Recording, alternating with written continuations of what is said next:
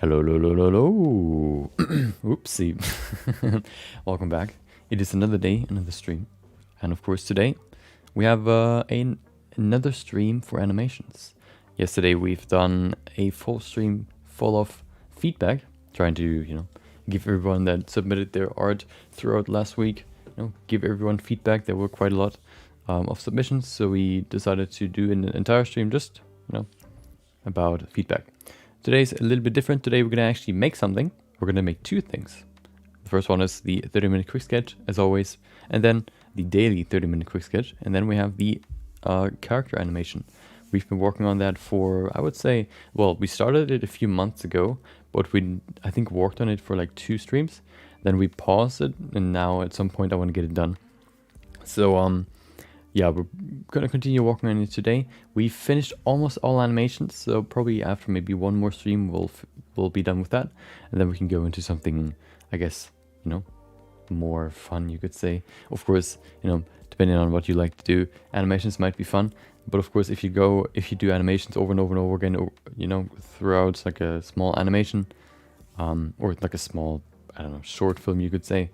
It can get quite tiring, similar to modeling hair or sculpting even hair. It can be fun in the beginning, but at some point it gets kind of tedious. And then if you like tedium, or if you're still enjoying yourself while it's tedious, then you like what you're doing. It's okay so far for animations. So yeah, we're gonna continue it. That's why I spaced them out. From time to time we do these so we can at least finish it at some point. If you only want to see one of these topics, the 30-minute quick sketch or the Blender character animation, you should see timestamps not only in the description but also in the timeline. Of course, as always, we begin with the 30-minute quick sketch. Let's get to Blender. There you go. Blender isn't open, and now it is. And of course, today we have a chill little dude right here that we're gonna look at him. That we're gonna model. We have his face. We have one from the side, so you can kind of see what his face actually looks like, not only from the front but also from the side. And then we have his entire body. That is basically like the main reference for the, I guess you could say, for the pose. And then these ones are more for his face. Of course, the face being sort of like the most, I guess you could say, complex piece of the body. I wanted to have like 2 references that, showed off a little bit more, so that we have a better reference. Also, of course, for all of these quick sketches, if you want to follow along, the reference for this, if you want to have the same reference sheet here, you should find the reference in the Discord. So if you're not in the Discord, feel free to join, and then you can join one of these quick sketches. I post them there before I start the stream. So yeah. Some people always submit their work, which always looks really cool. And of course, you can join too. Okay, the render sampling. Wait, what am I doing? We're not in rendering, we're in sculpting. Okay, do I have my timer? I do, perfect. Okay, so I think all we need is the timer and the sculpt. And then we can begin. I'm probably going to start with the head, and then I'm just going to, I guess, pull out more geometry for the body. I think that's what I'm going to do. I'm also not going to start with like an object underneath this. I think it's easier to do or to add the object later. First we can focus on the body, and then we can just, I guess, put something in between the sculpt. That's probably easier. Especially when it's a quick sketch. Then you can't really, perfectly align it or kind of wrap it around. the object. It's just easier to do that without an object in the middle. Okay, I think everything's ready.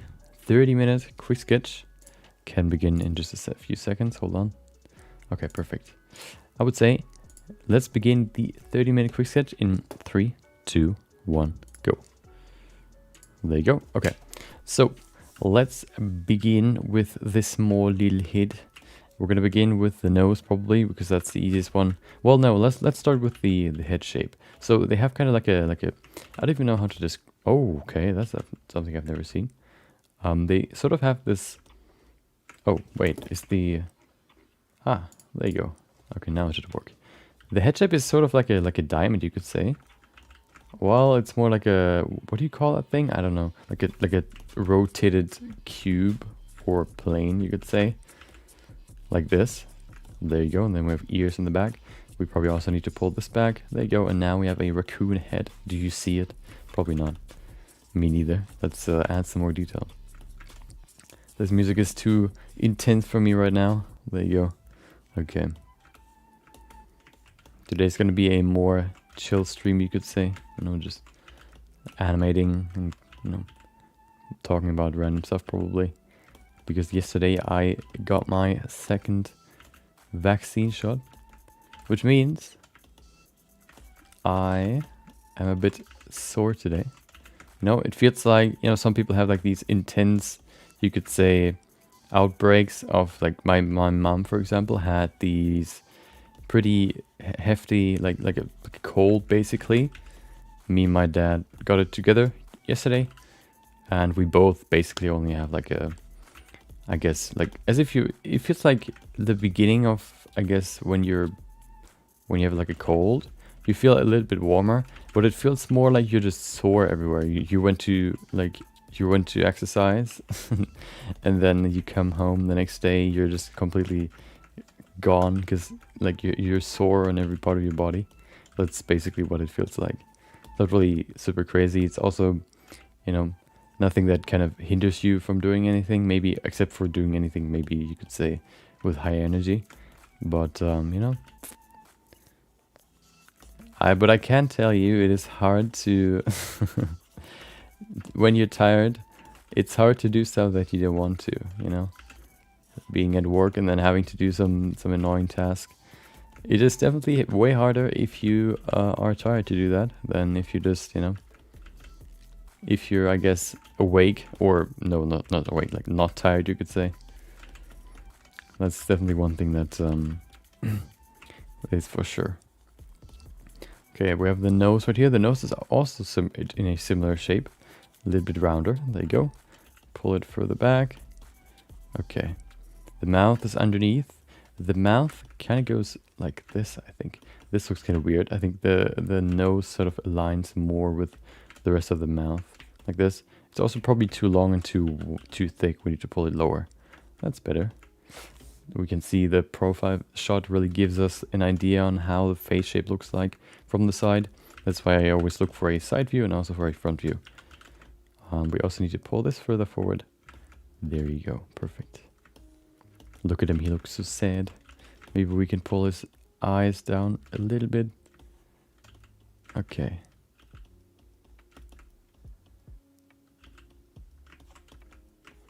Looks kind of like a... not like a raccoon, but more like a hedgehog right now. Let's see. The mouth is right there. He has like a sad mouth, you could say, but of course we probably are gonna change it. He's probably also gonna have like closed eyes in the end, so I don't want to care about the eyes too much. I want to look more at the entire shape right now. Okay. He looks so sad. Okay. I think we need to... Wait, do we need to pull this higher? Maybe a little bit. There you go. We also have ears. Let's add the ears now. We can just use an oval shape and then, you know, add the ears here. They're roughly beginning roughly over there. So, like over here. And then they go a little bit further to the side. Maybe over there. There you go. Add some more solidity. Inverted, inverted, grab snake hook brush, and then pull it forward. There you go. Does it look like a raccoon? Not really. We need to do some more adjustments to the shape, I guess.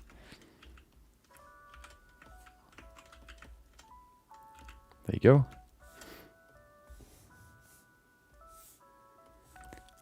Do we need to pull it forward? Probably not. They're actually quite far back, it seems. So they can probably be more like this. And then we definitely need to add some more, like a rim here. Pull it forward the ear, like this. And this one, the other one, can be quite far back. But we need to add some more detail here in the back. We probably also can make them a little bit pointy here in the top. There you go. Nice. Okay.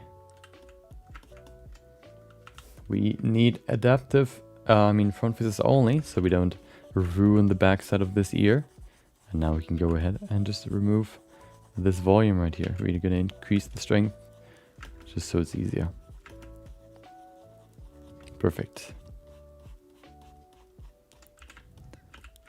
Smooth it. Okay. It might, no, it's not.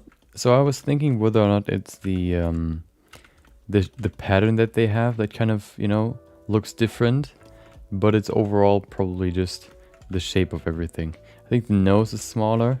Let's make the nose a little bit smaller. The head is okay. There you go. Let's add a little bit more detail here. Oh, that's quite strong. There you go. I like to add that just to kind of give him these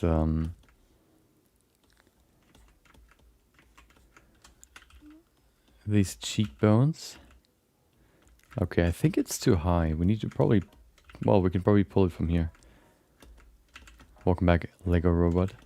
No, well, maybe I'll sculpt some fur. I'll probably not go into hair, particles, just because it's just a quick sketch. So 30 minutes, not enough time to do anything detailed, you could say. Okay. Welcome back, Hustler. Hope you had a great day. You too, Lego robot. I see you've been working on your character a little bit more. Is it so? I've seen your girl character, your woman or girl character, and then also your alien or like I guess let's say full body character. But are those more for animations or games? They seem like they are, because they have at least the of course the character was sort of you could pose them, and the other one was sort of kind of low poly. Are they more for games or for animations, or what did you intend them to use for? Or just, I guess, as a practice, maybe?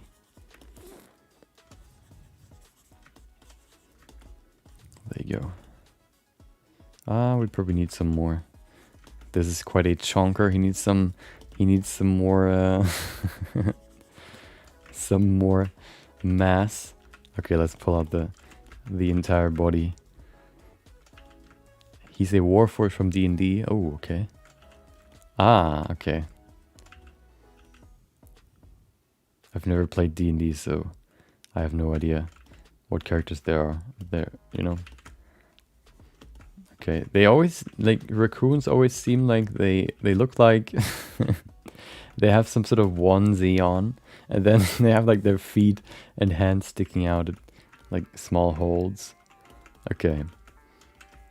Maybe this is actually too long, or maybe it's too short. I don't know. Okay.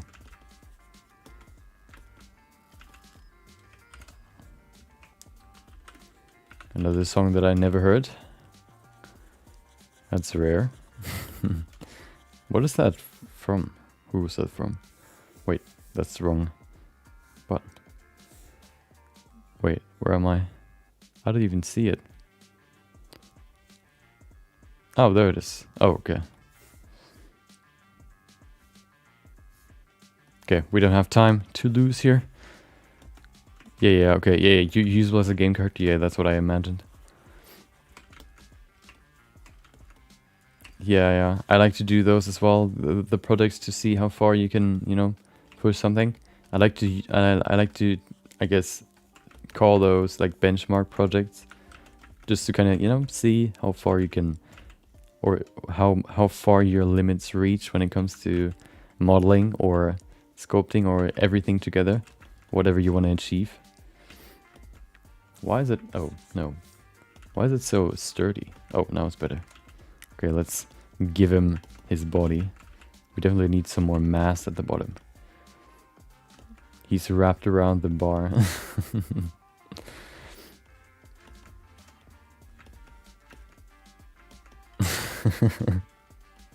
I mean, you know, you have to learn how to make fire to, you know, build a house, I guess. So, you know, everybody starts somewhere.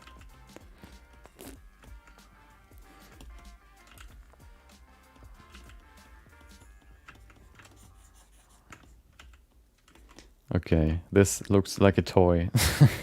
Okay, hold on. This is kind of, it seems like, okay, I know what I'm gonna do. This will be lower, probably not that low. Maybe over here. And then it kind of starts at the same height and then just goes lower. If I see that correctly, like it's kind of horizontal and then it just adds a little bit of lag down there. So I'm gonna keep it there. And then we go a little bit lower right here. Okay. Look at him. He definitely needs some more mass now.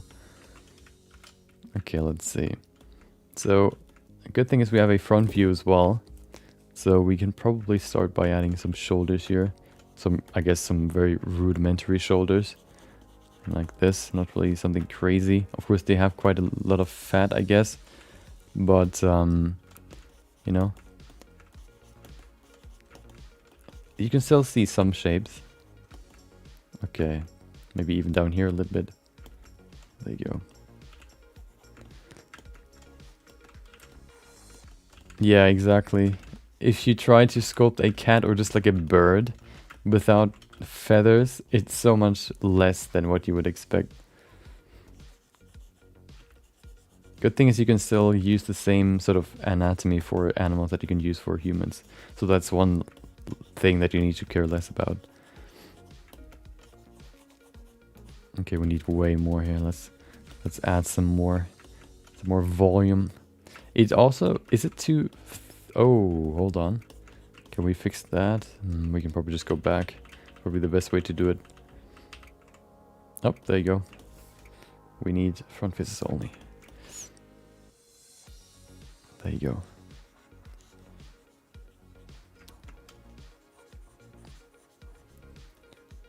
The hardest thing to really represent when you try to sculpt animals is, especially when they have fur, trying to sculpt fur is always really annoying, because if you either can make it very, very rough looking, or you do the exact opposite where it's like super, super smooth. There's not really like something in between.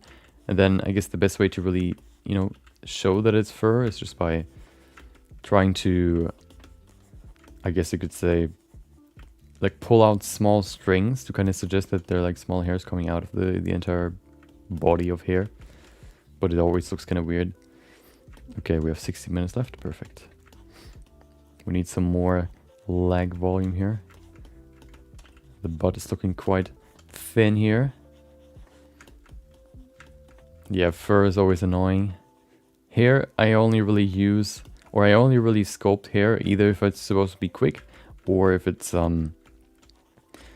if I use it, if I want to use it as a guide. Once I add like the particle hair, I can then just, you know, use this and determine the flow beforehand before I need to go into the particle hair and determine it there. I feel that's just easier, because then you can kind of just copy what you've already sculpted. There you go. Nicely big butt. He still looks pretty emotionless, but we can probably give him an emotion soon. First, what I want to do is kind of bring everything in. Sometimes it's kind of easy to sculpt the entire body, and sometimes it can be quite hard. Hopefully this one isn't the second case, because I still need to add the paws. So, okay. There you go. Smooth it out. And then we can go in here and add the small forearm.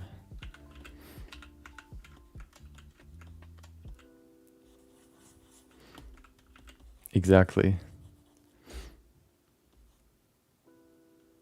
Yeah, sculpting hair is always really good to just see what particle hair would look like without having to sculpt it.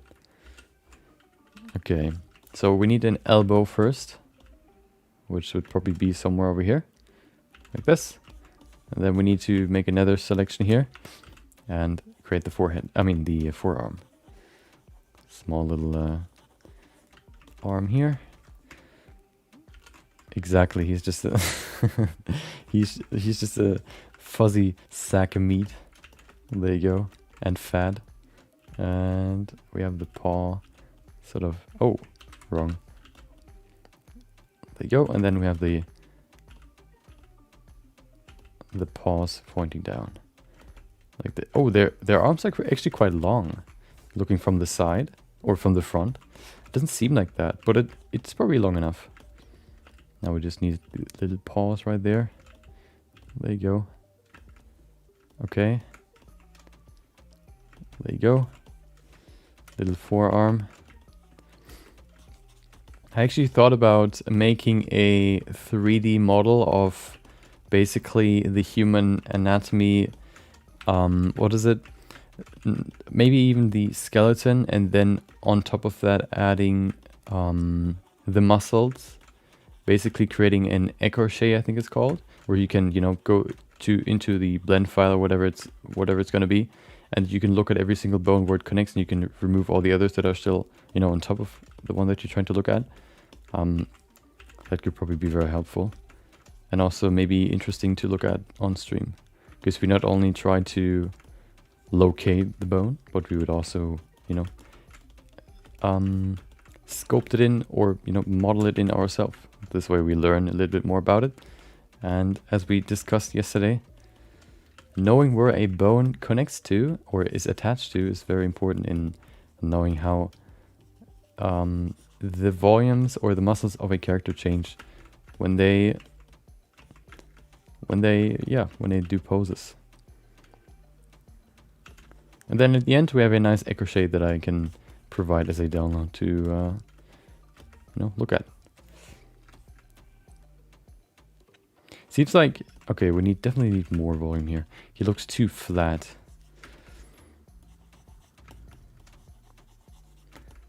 There you go.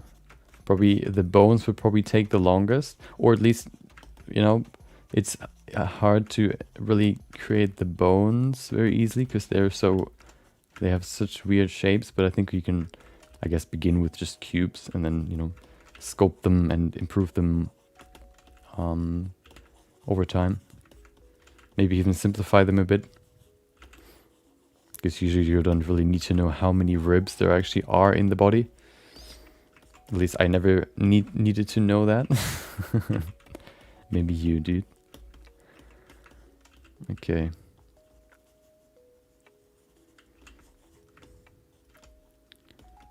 There you go. Fuzzy butt right there. Perfect. We need the foot as well, which means we need to increase or stretch the onesie a little bit. Like this. There you go. Make a nice ending here. Actually, yeah. Like this. Grab my good old mask brush invert. And then pull out the beginning of the foot, the heel. Like this. The heel is pretty close to the onesie, the fur. And then we can use the mask brush to create the rest of the foot. Or we create a mask to create the rest of the foot. There you go.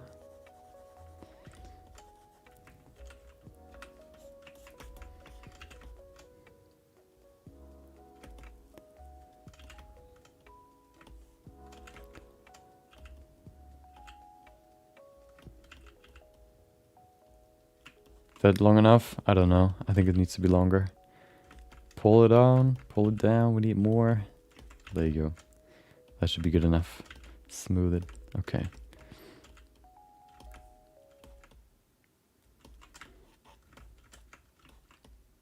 Maybe it's too long. There you go. Okay. Let's give it some more structure. It's slightly rotated, it seems. So there's the heel somewhere over there, and then it rotates outwards. So that means that we have some more stuff over here and less stuff on this side. Yours looks like a piggy. Welcome back, James. Let's see. This foot is gonna make me go crazy. I hate sculpting something that is slightly rotated. I can never get it right. It's so annoying.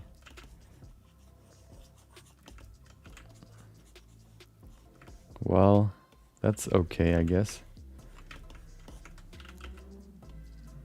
There you go. He has 3 or 4 toes. Looks like 4. Well, those are not gonna fit in here. Let's see, do we have enough geometry? Maybe. Yeah, I mean, barely.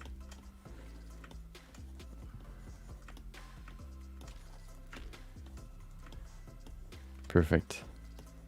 Okay, we probably have some toe beans, or what are they called? Like the beans that cats have as well. There you go. I don't know what they're shaped. Okay. So his head looks kind of sad, so we need to give him like a better head expression. I also want to add more volume here in the back, especially.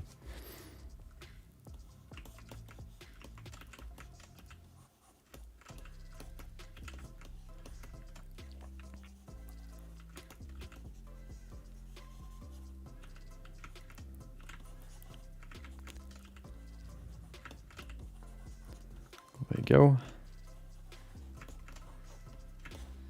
We have the leg, which needs some more volume. There you go. And then back here we need just a lot more overall volume. Perfect. We need to add the tail as well. We have 8 minutes left. Just enough to probably finish this. So let's get to work. Maybe we can't even give him like a cool expression. Hopefully we can, but who knows. Only time will tell. There you go. Okay. Let's add the tail. It looks really weird without something in between. We should probably also add like a small ridge or like a small gap here to add a cube into, so that he's actually lying on something in the end. There you go. Okay. What does the tail look like? Okay. Pretty simple tail. That's good. What we need asymmetry, which is not good. Well, if it's only in one region, then it's okay.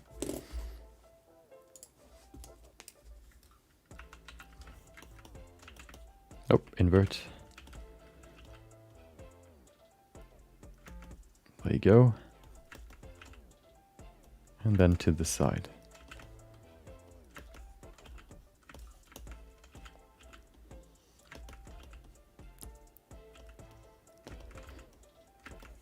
Well, that's a flat tail. Let me just add some more volume here. This bad boy needs definitely more volume. So let's give him exactly that. It looks kind of like a beaver right now.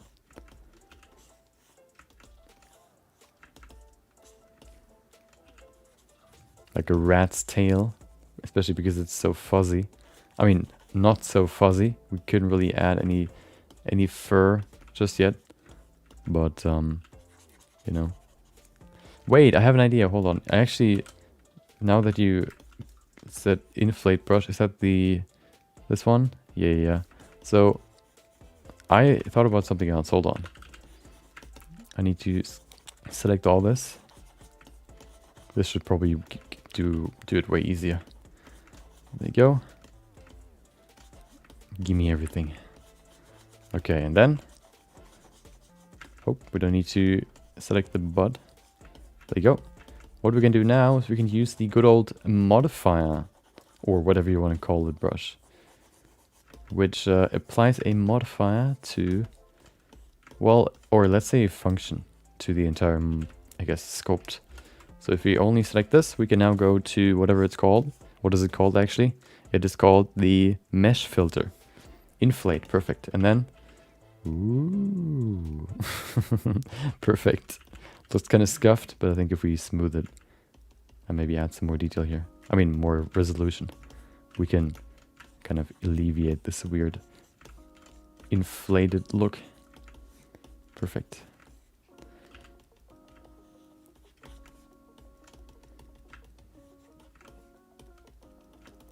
Look at him, just hanging around. Okay.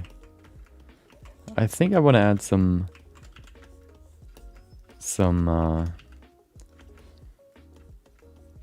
fur here. Welcome back, Ronak. The character animation is gonna begin shortly once we have this quick sketch done. Hope you had a great Tuesday? Yeah, Tuesday. Already 2 days through the week.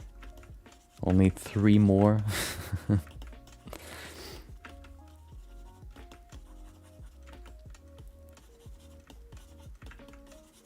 You know, very, very roughly, but that's okay.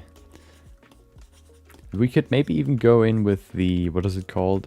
The I don't even know how that works. There's this weird new function for the mask brush where you can create a pattern with a certain combination of like key binds. I can't remember what it's called. You can create like a gradient pattern, like a striped gradient, which could work here, but I don't know how it works, so who cares? Yeah, I remember you. If I remember correctly, you're doing the VJ loops, right? And you sent me like a demo of what you've made with Unreal for like a digital concert, you could say.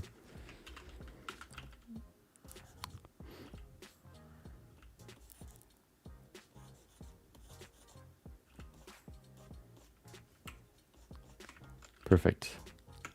Well, not perfect, but acceptable, let's say. We have 2 minutes. Okay. Wait. Okay, well then you're you're managing a the best esports team in Valorant esports team in the East. Dare I say in India, if that's correct. I think so.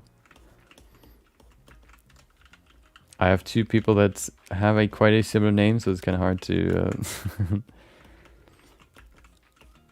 to get them all right, especially because I have a bad brain when it comes to names. Okay. Exactly, yeah, I knew it. I had one of these 2 and I kind of was gambling between the 2. How's it going with your team? Hope everything's been going well.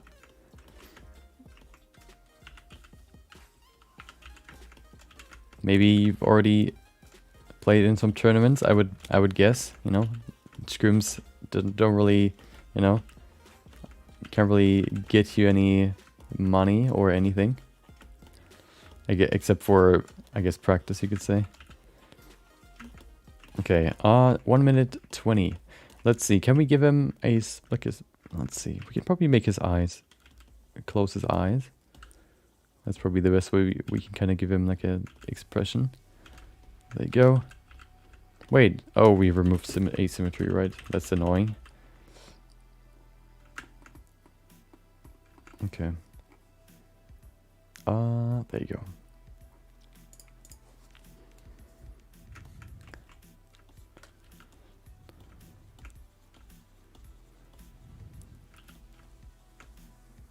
Okay. There you go. Small little closed eyes. Looks kind of weird right now, I think, but well, I think it's good enough. There you go.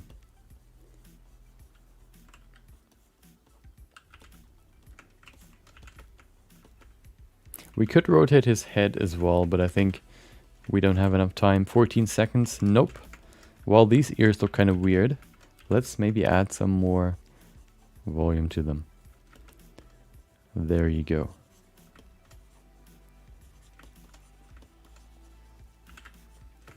Perfect.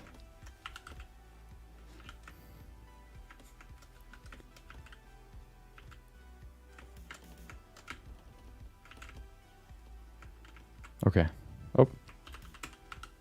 That is it. We're done. All we need to add now is the bar in the middle. This piece of wood. Let's just add a cube, I guess. But we can probably give him some bevel. Like a beveled edge. There you go.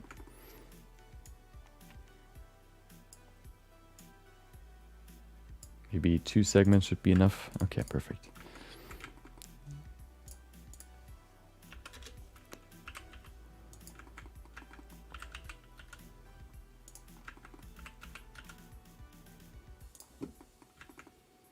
Well, it probably needs to be a little bit slimmer. It looks kind of thick right now.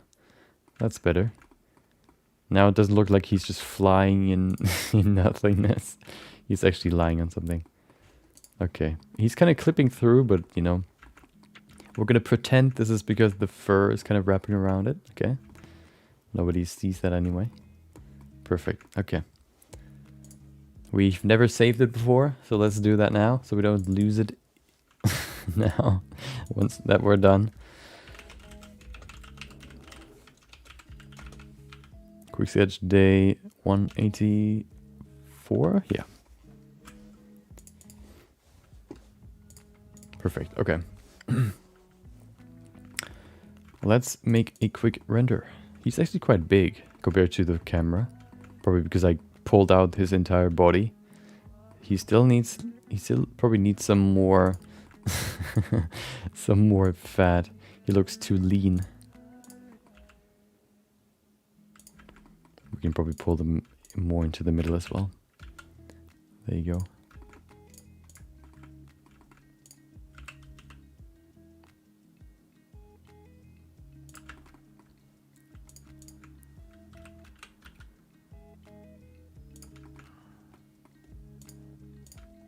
Kind of trying to place him in the middle of the camera. I mean, in the middle of the world. There you go. Perfect. We can probably also pull the camera slightly higher. There you go.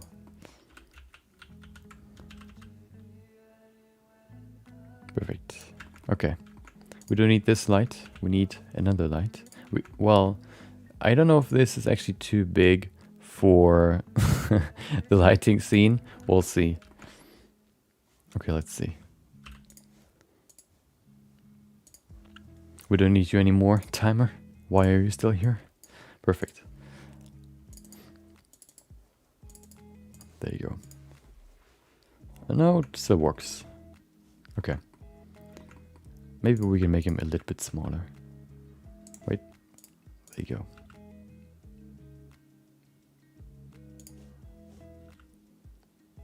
I don't want to move the lights too much. Perfect.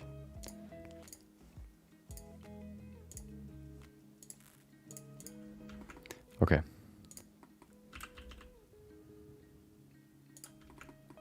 So this light is the rim light. First I want to place this light. So let's do it real quick. We don't need you right now, the rim light. I'm only going to look at this one. So I can really see where the best position is. This looks pretty good. We probably need another one. We'll see. Let's see what that looks like if we add that. Yeah. Although, should we place the light in front here? That's probably better. Yeah. And then we can add one more light, maybe over here somewhere.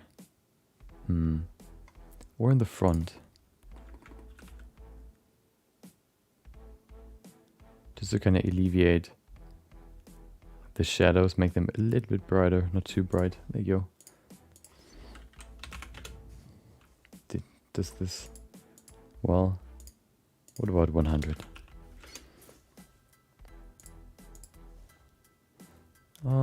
75. Perfect. Oh. Perfect.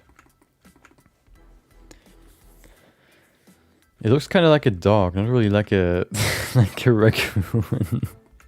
I wonder why. Probably first of all because of the body, because it looks too slick or too thin, and then probably also the face. The face didn't really match with the face that we have here for the reference. Wait, there you go. Doesn't really look like him. Look at him. He's kind of probably has nose is too big. The mouth is probably too big. The eyes could probably be a little bit lower. Maybe also the shape. Yeah. But now it's too late. Now we need to live with our work. We need one more thing, which is the shader.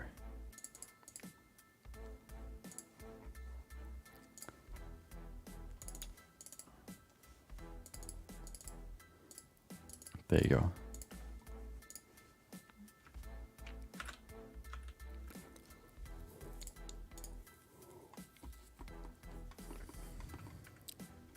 Now he's even more, he's even smoother because of the glossiness, but you know, that's just how it is, I guess. Can we add some more darkness here just to kind of highlight some areas? That's pretty good, I think. I like that. We can't really add, I mean, we could add the shape that he has or the patterns on his face, but nope, we're not gonna do that. Okay. It's time for the first render. I actually watched a video today that sounded pretty interesting, which was called Why Animals Are Symmetrical.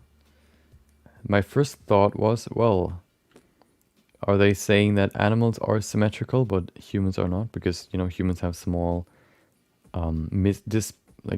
misplacements or asymmetries that kind of break up the symmetry. Or, you know, that's the first thought that I went into the video with. But they actually mean just in terms of the overall build, you know, animals have 2 legs, four legs, I guess you could say. 2 on each side. And, you know, everything, if you split them apart, you can kind of have, you know, everything that you have on the left side, also on the right side, except maybe for the organs. And they talked about that there isn't only for animals symmetry on an axis, but is also another variant is radial symmetry for what was it? Jellyfish, for example. Exactly. Yeah, the vertebrae or the almost all animals come from an ancestor that was symmetrical from the beginning, and then they developed and, you know, maybe changed at some point. For example, some crabs have like a huge claw on one side, but then a small claw on the other. But most of them stayed true to their symmetry and kept that. Both kind of gives you different, you could say, advantages. Okay.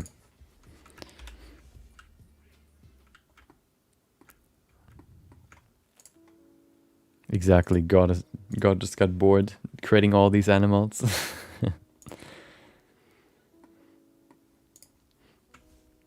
Invertebrates, you mean like even snails are part of symmetrical animals. They talked about sort of the evolution where everything began with, I guess, like a tube-like organism that only had like a mouth hole, or it's basically like a straw, where you have one hole on one side and one hole on the other for the mouth and then the butt, basically. And then at some point they develop a sensory organ which developed on one side, which means with the sensory organ they sensed their whatever they eat. This way it gave them like an actual direction. For example, snails actually have a way they move forward because they have eyes in the front. Compare that to jellyfish, they don't really have anything that, no direction because they're round. There's nothing they can really,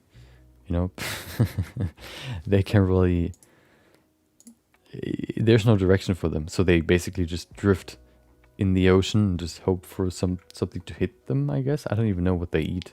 Or I guess they just absorb plankton. I don't know.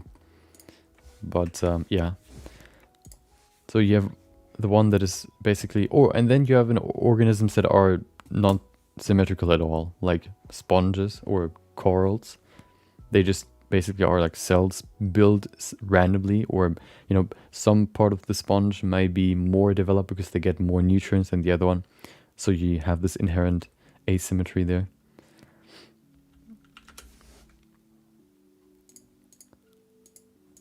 So at first I thought, well, do they actually eat like the fish that they catch, or do they... I've seen, like, they showed one jellyfish that actually hunts for fish that is like a box and then they can trap animals or like small fish inside of them, and then I guess they eat them. But do they actually eat the fish that like go through their tentacles? Or it's not really... What are they called? I don't even know. Like their tendrils. Okay. Wait, yeah, perfect.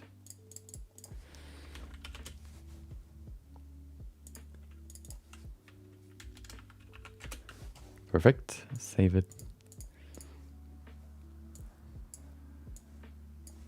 Okay. It's time to drink. Stay hydrated. Let me see what they actually eat.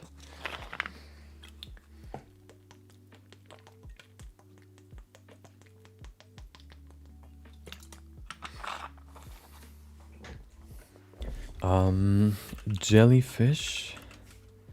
Age. Nope. Immortal jellyfish. Oh.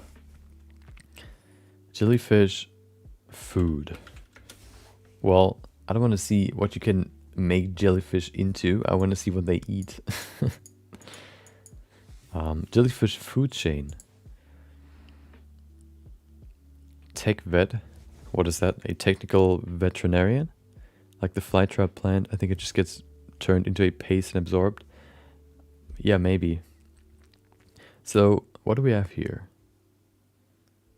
Well, yeah. Hold on. Oh, that's a big image. Look at that. So we have, whatever that is, decomposers, which would be no, that's plankton then. That's, I guess, bacteria of some sort. Then we have circles. We have onions. Then we have crustacean. I guess those are like small cells or organisms. And then we have gelatinous zooplankton. So they eat like crustaceans, I guess. Not really fish, but more crustaceans. Wait, this is like a weird image. Let's look for... What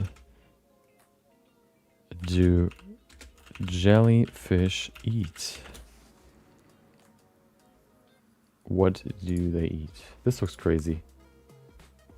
I think there's like a sensory organ that this one has. Oh, hold on. Okay, well, the turtle, I guess, is just eating the jellyfish. Hold on, let me see. What do they eat? Diet. Jellyfish are like other cnidarians, generally carnivorous or parasitic, feeding on planktonic organisms, crustaceans, small fish, fish eggs, and larvae, and other jellyfish. Ingesting food and voiding undigested waste through the mouth. Okay. But how do they eat? They use locomotion. It's highly efficient.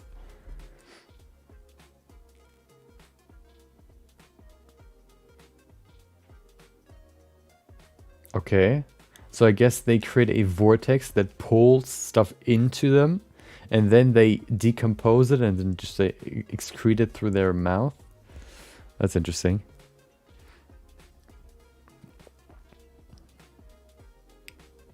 Yes, sea anemones eat jellyfish. Oh, they eat a jellyfish. Tunas, sharks, swordfish. Okay. Weird. Okay. I think we're ready. Hold on. Are we? Yes, we are. There he is. Chillin'. We need a name. So, If you have suggestions for a name for this image, you can put it in the chat. While I give it some post-production love. Quick sketch day 184.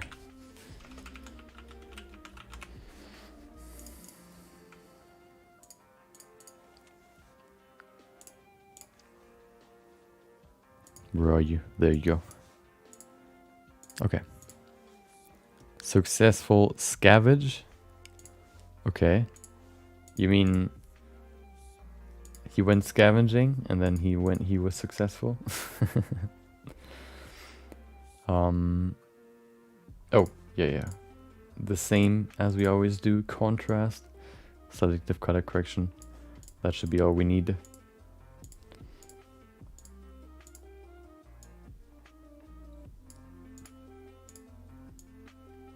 There you go. Perfect. Trash rat on a stick. Well, he's not really... I mean, I guess you could say on a stick.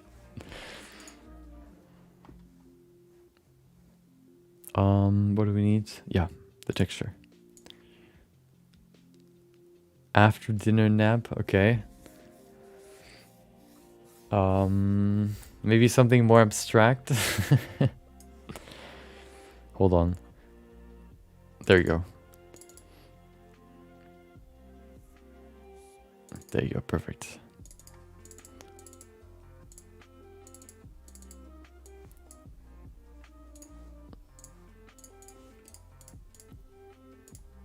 Okay.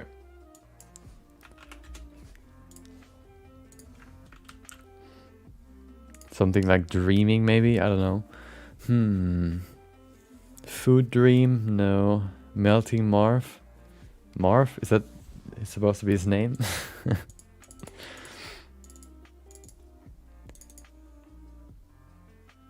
Wait, what is it called? Oh, fur pancake? That sounds kind of weird. Fur cake? No, that's even worse.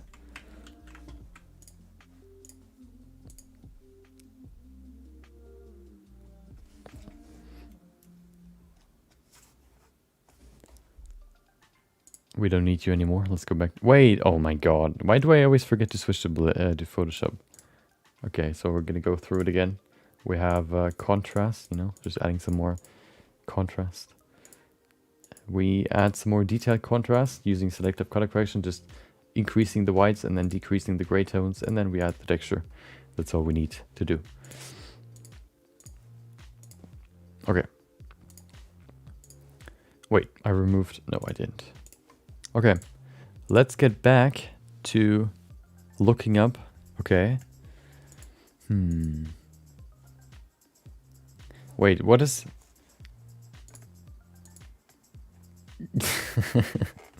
Comfy 2x4. Hold on.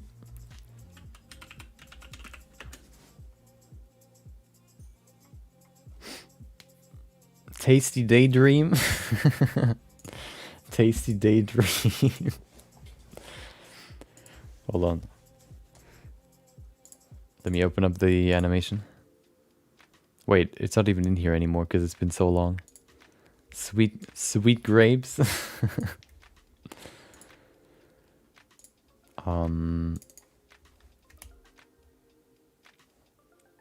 Wait, what am I looking for?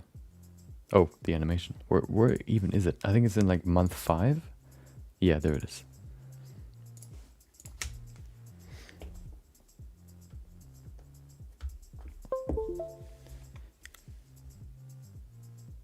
Maybe soft fur ball. The fable with the sour grapes. Never heard of that before.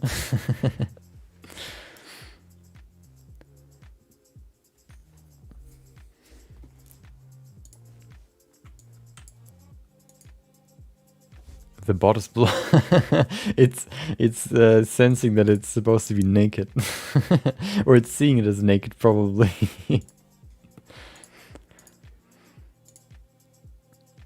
What I do to fix that, I guess, would be just to upload it to Imager.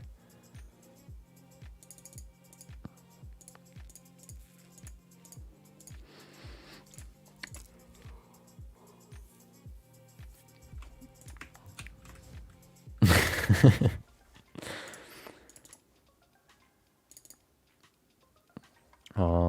you go.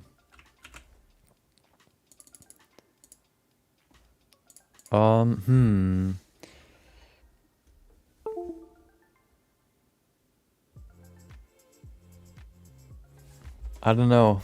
Your name suggestions are too obvious. Or hold on, I'm gonna go through them again.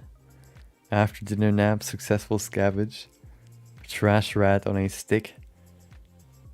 Now what? Is that a suggestion or melting Marv looking up, comfy 2x4 looking at the apples, sweet grapes. I think I'm gonna call it tasty daydream. I don't know why that just sounds funny to me. Sorry, hustler, you lost. You lost today. Yeah, I'm sorry. I don't have a row 3 today. Okay, hope you can. Oh, okay. Now I get it. I think I'm gonna go with tasty daydream. Okay. I'm gonna see you in 3 minutes after the compilation is done, and then we're gonna continue with this. What we're probably gonna do today, or focus on today, is probably first we're gonna look at the running animation that we have here. Wait, there. We have this gap in the middle where he turns around and looks at whatever is following him. Right there, where he's sliding over the ground. And then, once he gets to the end, if we still have time, we can go into him trying to push the lever. That would be the next step. And then we have a few more, like, what's the next one?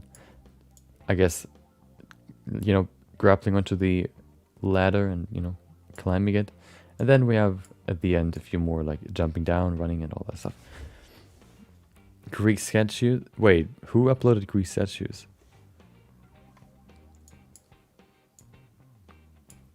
At least they removed my my anatomy quick sketch, the upper body.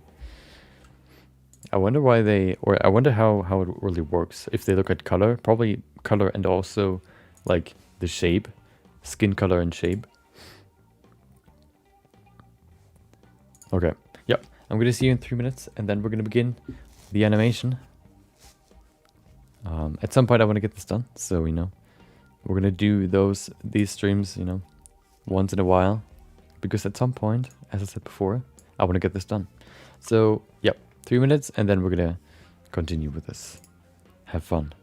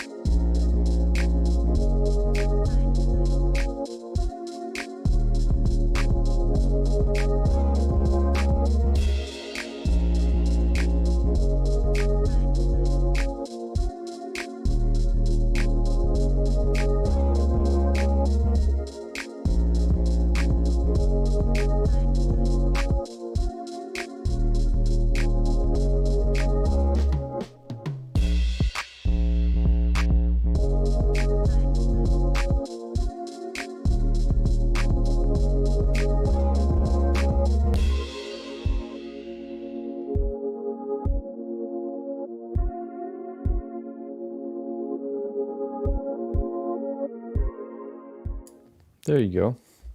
Back at it again with the crispy animations. Okay, so last time we, I guess, tried to animate a climbing animation where he climbed up the ladder. We had this competitive ladder climbing animation that we use as reference. Right here, you can see. And so that's what we did last time. I don't even know when that was, probably like 2 weeks ago. All the way up to the end. And then we still need to add like a I guess finishing, like ladder climbing finish. But that is not going to be the focus for today. We're going to focus on the beginning here, this gap that we have right there. So the biggest fear that I have, or well, no, let's see how it turns out. So I was thinking about, oh, hold on, let's actually look at the submissions. Are there any Quicksketch submissions or Quicksketch images here? Oh, okay, well, why does that work? I guess because it's white.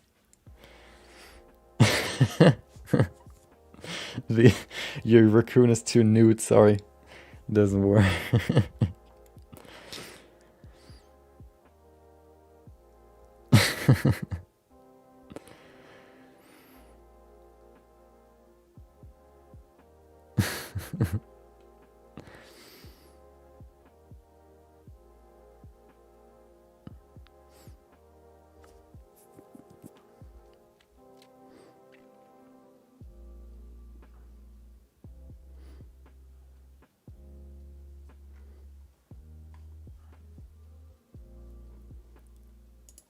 I think that's hold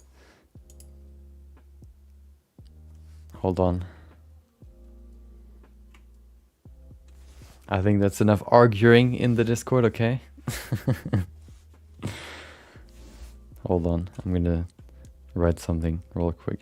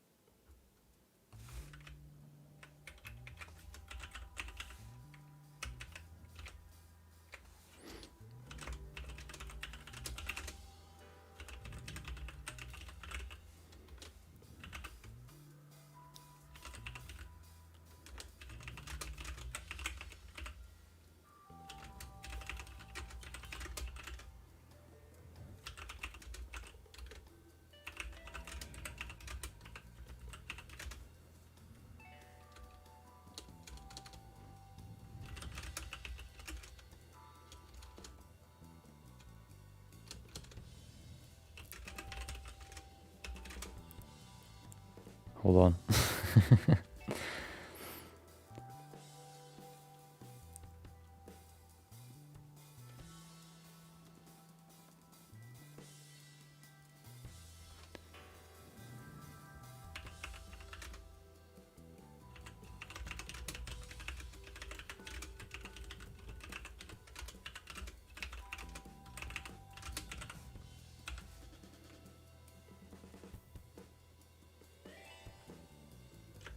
Okay, there you go. Oh, another submission from Lego Robot. Interesting, nice, that's nice. Another video. Oh, oh, with animations as well. Did you use hold on. Did you use, what is it? With, oh, helmet animation as well. Interesting. Oh, with the character from yesterday as well. Are those, I don't think they're smoke simulations, right? I guess they're planes of smoke, like with a smoke texture on them, with a wave modifier on them. That's what I would guess.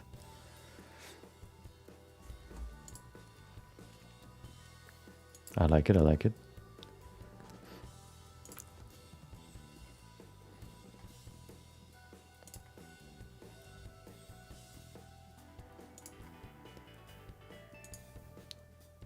Okay.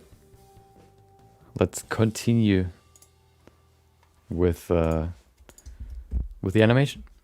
We had a little feud in the Discord. We I guess you could say it's a, you know, fire sim baked to an animated texture. Oh, cool. Never tried that before. Might look into that at some point. A fire sim baked to an animated texture. Is it using like different... Do you split the UV into a grid and then it switches the grid to one part of the UV and then to the next one, so you have like a, you know, multiple, I guess like an animation texture with multiple images that then just switch through until you get to the end and then you begin again? That's how I would imagine it. That's, I think, how Unreal does it for their explosions, for example, or I think even for their fire. Okay.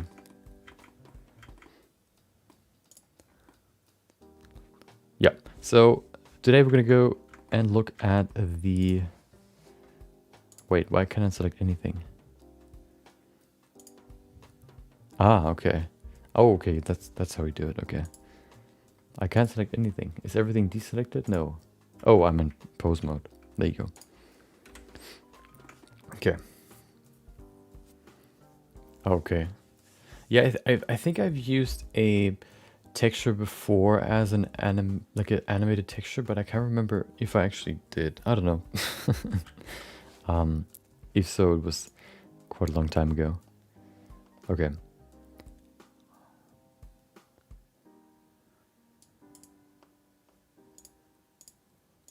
There you go. Yeah, so I guess just as a general rule in the Discord, I think the R word gets... It's, I think, still quite common in a lot of places, but I think it gets more and more recognized as a, you could say, derogatory term. And I think if you're, you know, if you've been exposed to it as a derogatory term, it can be quite annoying to hear it.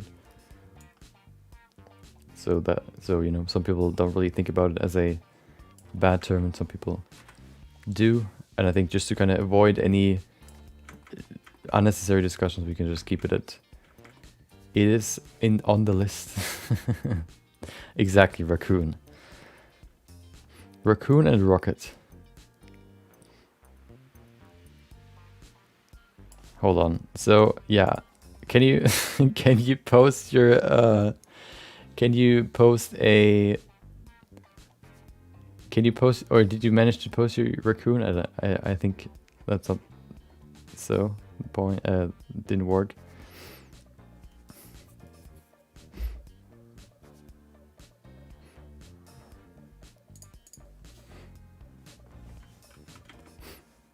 There you go.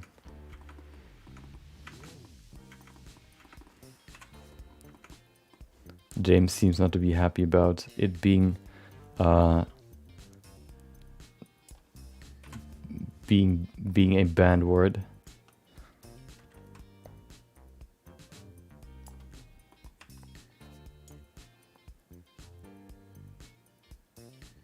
There you go. Okay.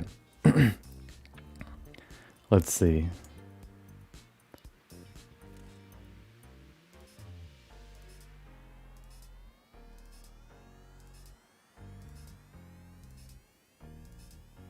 So there's a weird stop right there. Let's see.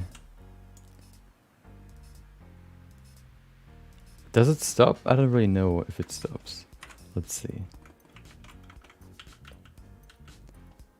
So, so you can see when he starts running, well, it's probably just because of the... See how his arm stops? That's the thing that I'm looking at right now. It...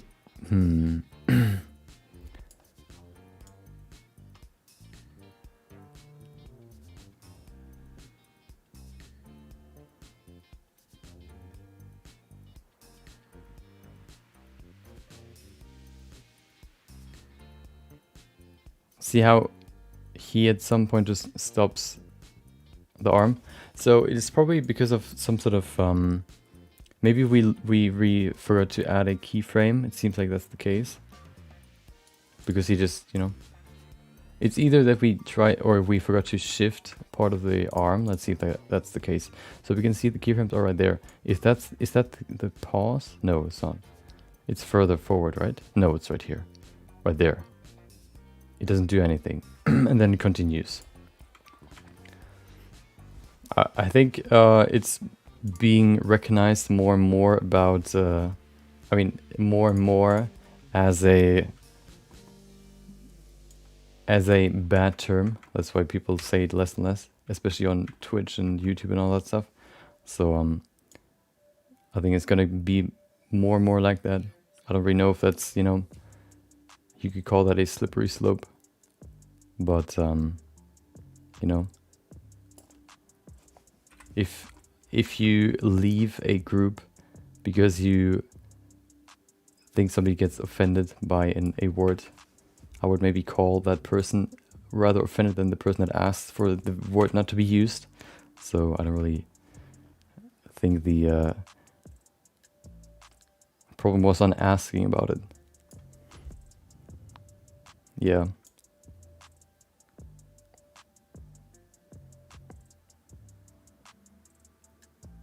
I mean, it's not really only reading the room, it's also a little bit about respect, you could say, you know. If somebody asks not to use a word, you know, you could just, you know, recognize in your head that that person doesn't like it really, and then you can just, you know, not say it maybe openly or, you know, with people that you know that don't think it's a bad word. There you go. Okay, so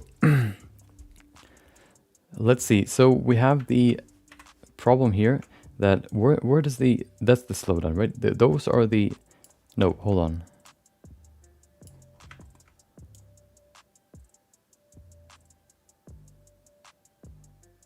There it is. So here's the pause. I think we need to move these further back. I think these keyframes are the exact same that we have right there. Are they? No, they're actually not. They move a little bit further forward, but they're not as far forward as they need to be. So we need to probably just push them forward, because this one is the middle piece, which should be in the same spot that this one is. See? These are now on the same level. Wait, no, it actually works. The roll from the side, you mean this piece here? Hold on.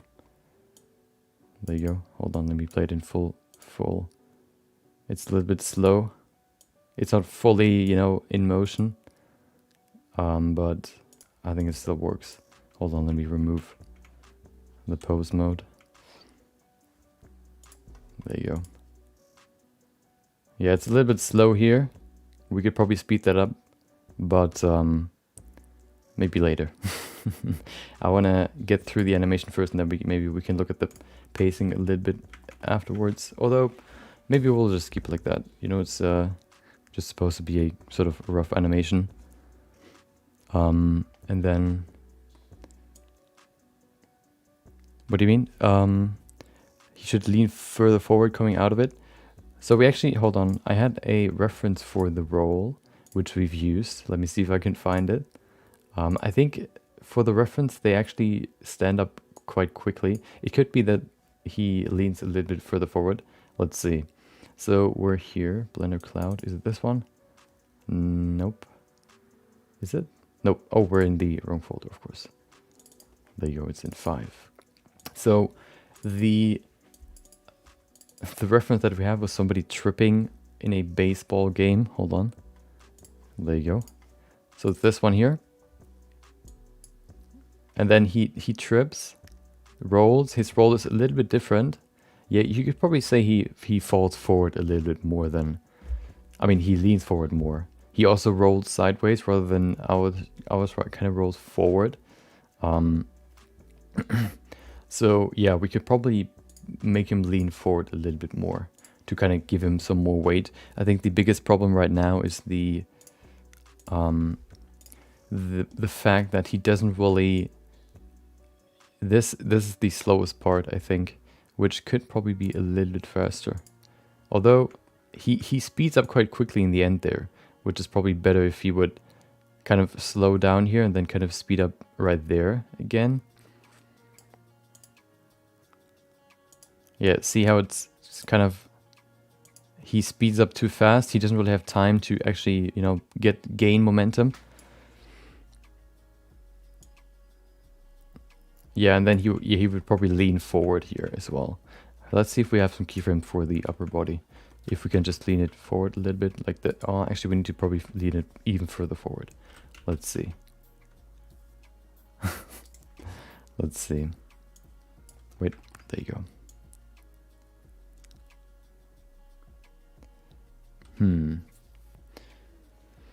So right, that's okay, but then he gets up quite quickly. We could space this out more for him to, you know, or we could speed it up so that he rolls faster like this. And then he kind of gains momentum by falling onto the ground and using that as gaining momentum. Let me see what that looks like. So if we set everything, we have a certain few keyframes right here. So this can probably be sped up just slightly. Let's see. So I'm just going to move everything.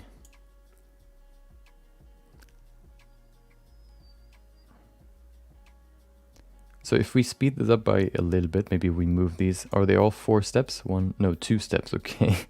We don't have that much room to play with, but let's see.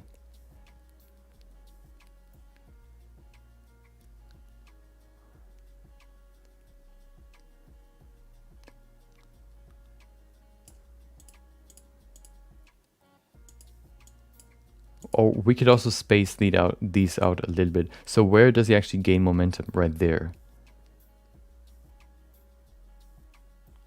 He would probably slow down even more there, and then he would, you know, lift, or he would use his foot to speed up again.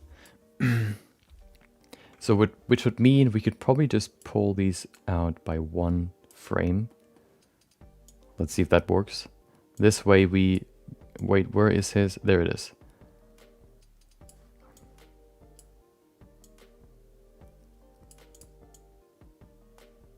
No, that doesn't work because we need to move his position as well.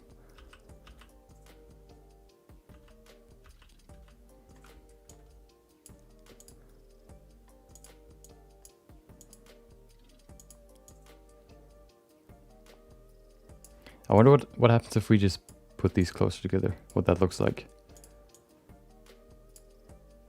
I'm curious. It's probably not going to look good because he will just slide backwards. I just want to see what it looks like. Yeah, see. Well, we could probably pull this forward as well. He is still too slow here. Let's move everything together. Let's see. That's definitely too fast. He doesn't really have any momentum to justify the fast movement. Yep, nope. Can we go that far? We can, easy, okay.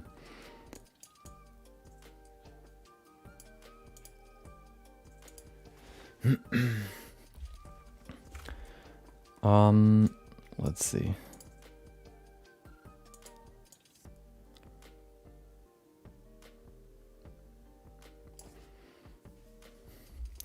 To be honest, I think I'm just gonna keep it like this, just because I at least don't feel like dealing with it right now. It's definitely a flaw right here that he speeds up before he can actually gain momentum with anything. So yeah, hold on, let me see. Or we could remove all these and then let's see.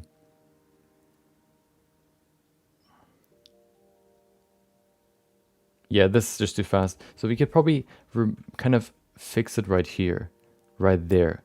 Let's see if we can just put these further back and see what happens. We also probably need to change the position though.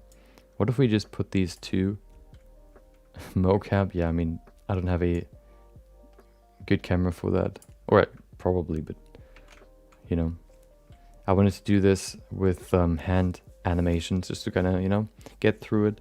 But, you know,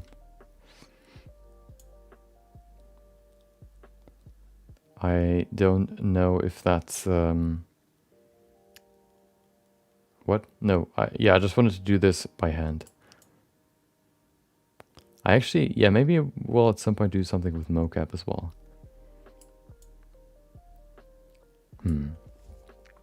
Welcome back, James.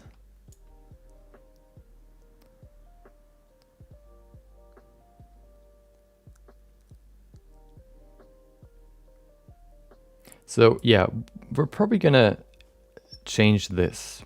We still have the running animation in the back here. See, this is still the same, so we can still copy it. So let's work on this a little bit. I think we can fix this. I don't want to back down from a challenge. Let's delete these keyframes. Okay. So, let's see. So the idea would probably be that he would try to gain a footing on his right foot. You can see it right here. As he rolls, he kind of lands on it. He would probably kind of, you know, rest on it and then push off and get some momentum by doing that. He would definitely not slide over the ground. So let's fix that first. Okay.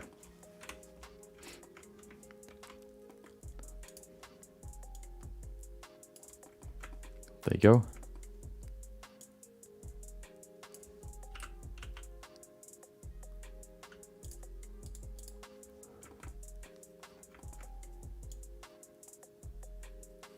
Okay, then he, as soon as he's a little past that foot, he can spring off of it. Yeah, exactly. Once he's, what is it? His point of balance, his balance point is further than the foot, then he can use the foot to push him forward.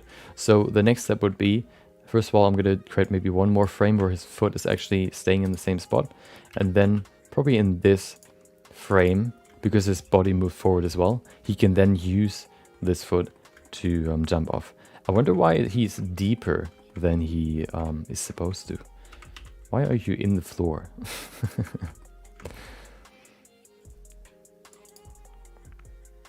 Wait, what is the keyframe again? What, set keyframe? I, okay. Yeah, we need to pull the foot higher. I don't want it to be underneath.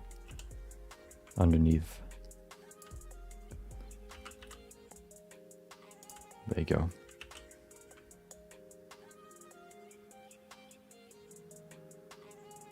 And then he is right there. He would probably also... Wait, yeah. Here, right there, he needs to move his arm further forward. So the idea is basically for him to do a second roll. So he does this, and then he does another half roll because he tries to keep the momentum to boost himself forward, and push off. So he would not just stay straight with his body, he would actually rotate forward, which means probably we can change this slightly, maybe even this.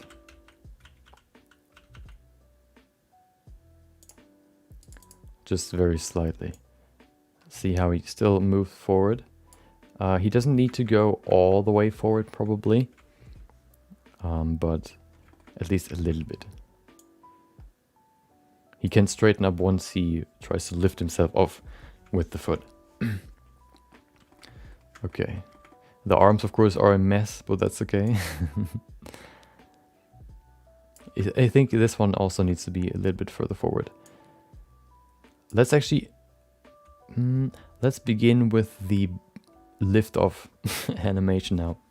We're going to begin animating the leg, basically, and then we can adjust everything according to that. We probably also need to shift his weight further to the right or his foot further into the middle, just so he can, you know, he doesn't fall to the left. So we probably need to move the foot further into the middle or the body to the right. I think it's easier to just move the foot. So we're going to begin here. There you go. Oh, no, we're gonna begin there. Just slightly Maybe even the knee. We'll see about that though. Okay.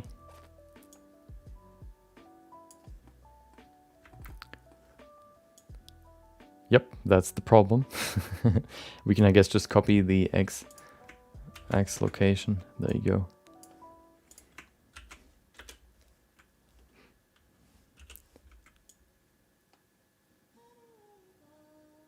Oh, there's him slipping up. Okay, him slipping. Okay. There you go. Wait. There you go. Okay. Have you used mocap animations before? Lego robot? I guess so. Maybe even for one of your characters. Maybe a dance. Fortnite dance.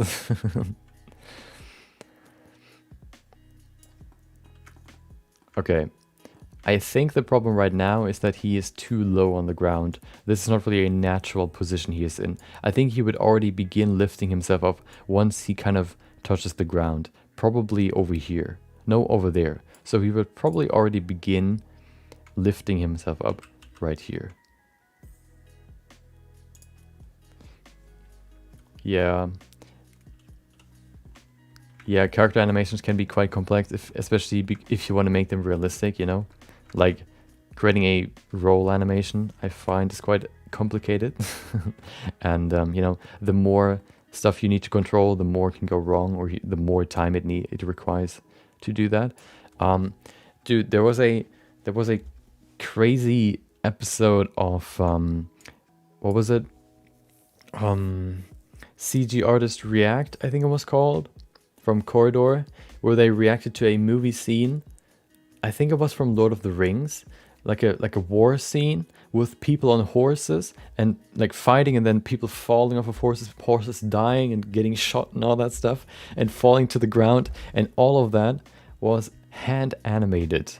The horse dying, the horse falling to the ground, the horse, you know, sliding over the ground, everything. And the dude as well, the person on the horse. Imagine not only having to animate the horse itself by hand. First of all, finding a reference of a horse falling to the ground. And then also animating a dude sitting on a horse, interacting with that horse, and then reacting to the horse falling, and him falling off as well. I wonder if you use 2 rigs for that, or if you would just use 1. I think 1 would be easier. Maybe not. I don't know.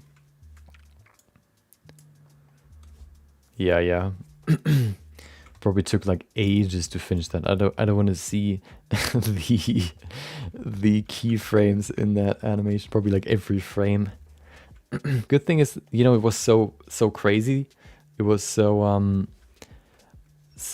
wild that you couldn't really focus on anything, because everything would just whiz by, and you couldn't really see small animation problems, I guess. So that could kind of speed up the animation process. But I think still, you know, even just trying to do stuff like that.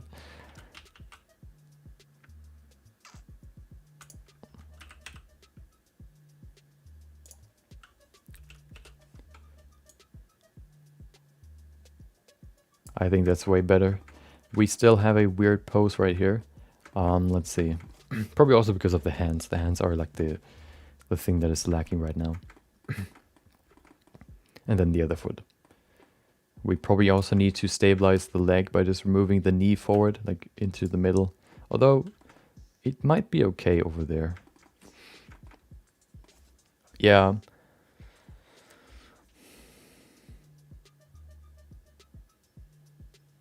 Yeah. I've seen some animation rigs that include like objects where they can grab a glass, and then you can, I think, move the glass, and the hand would follow the glass, or the fingers would wrap around the glass, which is pretty cool, or a hat.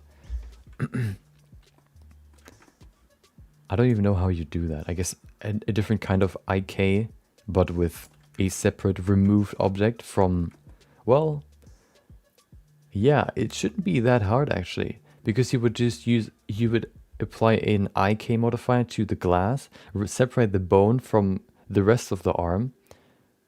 Well, and then once the bones get into a certain distance, they don't get like rid of each other. I don't know. Yeah, constraints probably. Okay, so here's the next one. Let's actually do 2 steps. I think we don't need to do every frame. This one needs to be further back, and then we probably also have a perfectly stretched leg already over here. That should probably be enough. He probably is also a little bit further, a little bit higher. His hands are actually absolutely scuffed right now. His back is scuffed. But it looks better than before, I think. Yeah. We have a nice kind of springboard for him to boost off and run.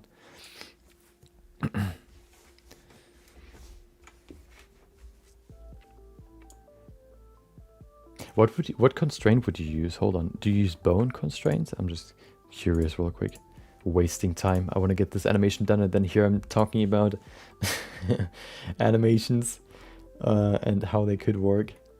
Inverse kinematics maybe? Child off? Okay. No. Well, who cares? This is not the subject of today's stream. The worst part about these animations is that they have these jumps if you don't include a keyframe into every frame. But I guess the compromise, or the, like, you wouldn't really see it. So it's not really like you need to have a keyframe for every frame, because you don't really see the single frame where it moves.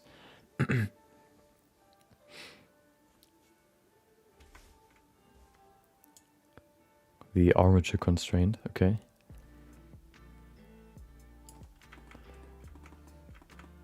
So if you would, okay, so hold on, let me see the body. So I think right there, so you could use something similar. Please keep talking, maybe you learn something new or a way to create better stuff later so you can teach us. It's a short stream, let the tangents flow. Yeah, no, I'm just thinking about, so I don't want to cut off the talk.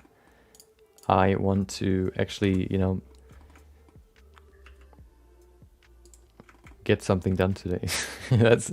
I try to keep a balance between like talking about stuff and doing stuff. But of course we can still talk about how you could do it. So it's basically like what is it? Shape keys, where you have like this this bar of how you can switch the importance of a shape, or the strength of a shape, and then you can switch parents that way, maybe. IKFK switches, okay. Okay, so I think once you try to run, you get into this natural straight back position, which would probably begin right here. So he would stand there and then he would get straight again. The only thing we really need to change here is probably the upper part of the body. So this one, we probably need, we're gonna rotate this once more. Oh, it's actually rotated, okay. Is it? Doesn't really seem like it is. There you go. Okay, now we're gonna animate this. We're gonna put an animation in there just so we can keep it in the same place that we have right now. Scale? When did I animate the scale? Why would I animate the scale? Okay. And then, oh, that's an interesting pose. Here he begins to straighten up. Oh.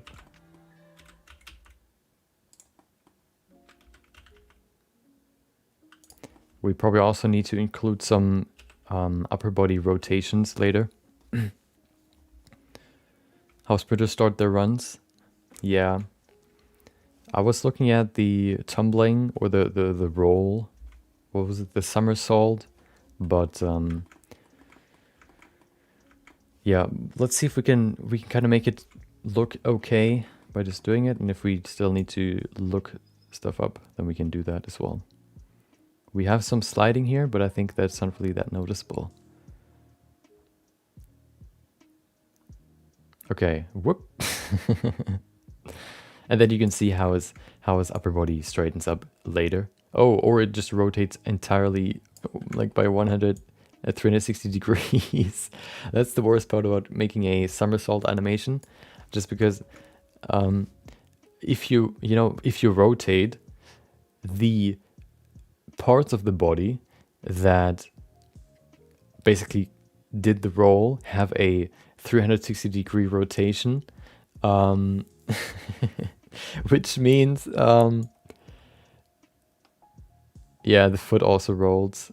We need to create a keyframe where it kind of resets the values.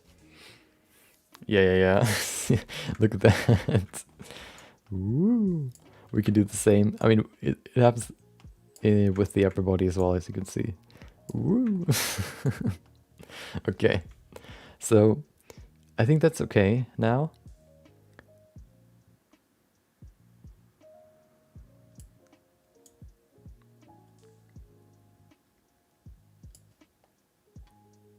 Yeah. Let's care about the rest. So we have a rotation to the right, which is not good. We need a rotation to the left probably, because he wants to keep more weight on the right side. So we look at this. So this has the rotation to the right just because it, he uses his left shoulder to roll, and then now he needs to straighten up again. So we can probably use this and just change the rotation here slightly to the middle. See how it's now the Y value is at 0. If you have any tips how to fix that, then I would be very, very happy to hear them.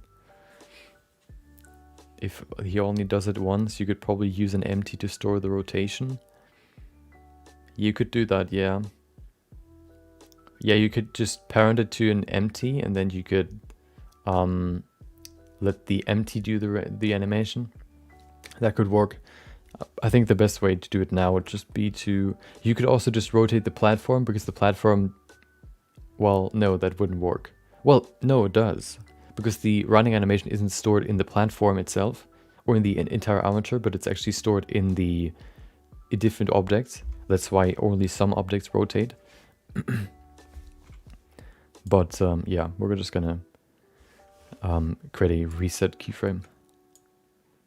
Okay, so the rotation, well, we need to fix the rotation still. We can see he kind of tilts back over here. So I guess we can just go here and remove the Y value. Inset. There you go. And right here as well. Okay. Maybe we could even push him further to the other side. Just very, very slightly. We can probably begin that over here. No, we're gonna begin that over there. So right here would be the first keyframe that kind of tilts more over to this side, very slightly. I think that's actually the wrong rotation, because it rotates upwards. Yeah. Oh no, it works. Okay. Platform or something else. I think you just use another object. Yeah. Yeah. Well, if only I knew back then.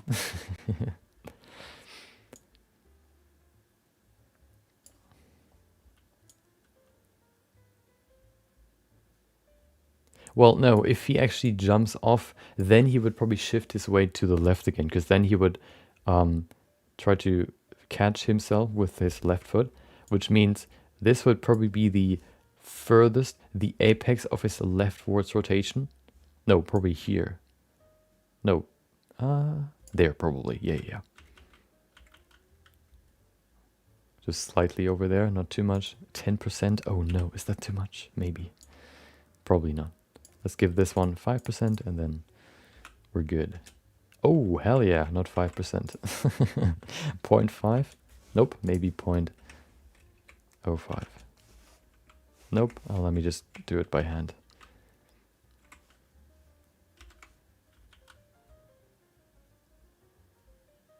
Right, 4, 5. 005. That's it. Yeah. And then he would probably rotate to the left side as well. But we do not care about the left side right now. We care about the rest. So the knee, I think it's okay. The knee, it's okay. Yeah. I guess the next thing would be the other foot.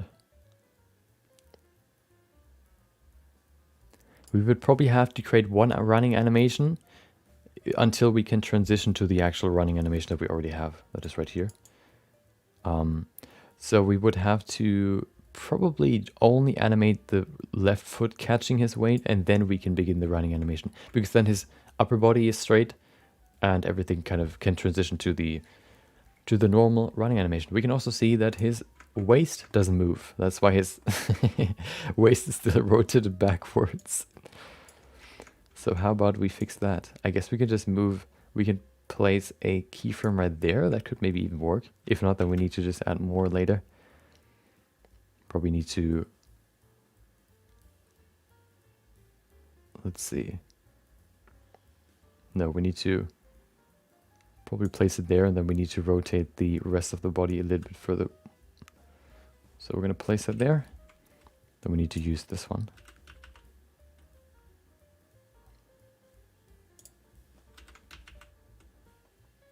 There you go. Let's see what that looks like. Yeah, I think that's okay.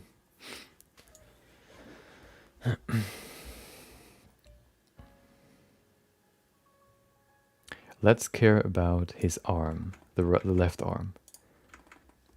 Give him some love.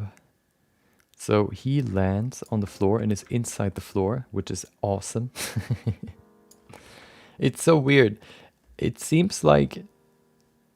Wait, where's his position? Does his position change? It shouldn't. It shouldn't.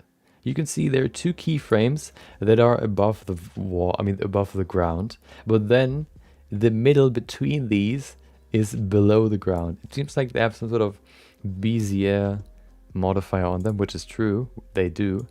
Which just keeps the momentum and pushes the value underneath the ground, which is always annoying to deal with. But well, do you really see that? I guess you would. We could maybe add one more frame, maybe. You know what? We can probably go into the graph editor, to be honest. Let's see. There it is. Graph editor. The nice graph sandwich here, or timeline sandwich. So there it is. No, it's not. Wait.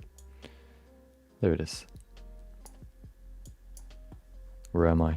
Oh, I feel way too far back. There it is. So we can see right here, is that the X value? We need the Z location. Where's the Z location? There it is. No, that doesn't work. That's not the Z location. Which one changes? If you move this, you change all of them. That's nice. I guess it's this one. This one doesn't really make sense because it stays straight. So this one isn't the one that we need. This one is probably the one. This one's the one that keeps the hand in place, that adds friction. So it's not this one. It could be the blue one, but I think the blue one is more... What is the blue one for? That's for sideways. So we need to change the red one. The red one was right there. Aha, hold on. That doesn't make sense. Oh, I know what... Oh, there you go. What if we straighten this? Hopefully it doesn't change the rest too much.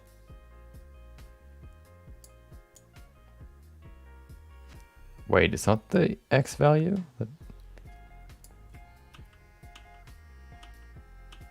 Me confused. Well, yeah, it doesn't really make sense that that would mean that it goes up. Yeah, that's the value that we need, but why does it go underneath? Maybe because of the... No. Well, I guess the easiest way would be just to add another keyframe. Is it here? Nope, it's right there. Position, location, there you go. You know what? Screw you. There you go. See? Oh, now it even stays above. Perfect. Kind of jiggly, but that's okay. We have a funky elbow as well. What are you doing? Why are you back there?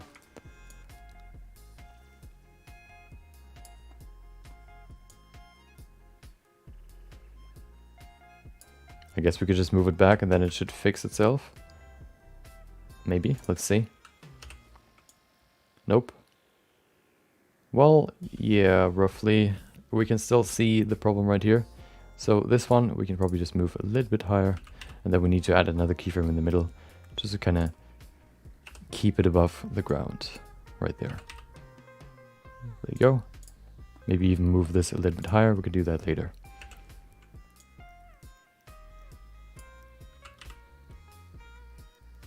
Yeah, I made the rig.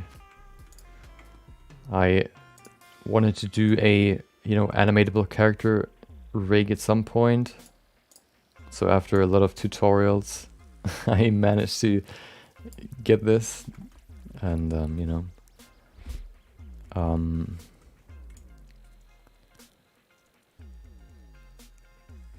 that's the end result. It's not perfect, but I think it gets the job done mostly. That's why I want to finish this animation, because then I want to use this animation as a promo video for this rig, so that everybody knows, or, to use the video or this animation as the promo video for this rig to be downloadable.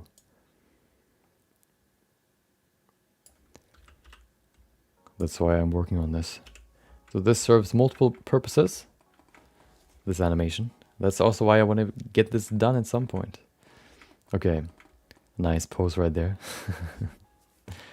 James doesn't seem to have a good day today.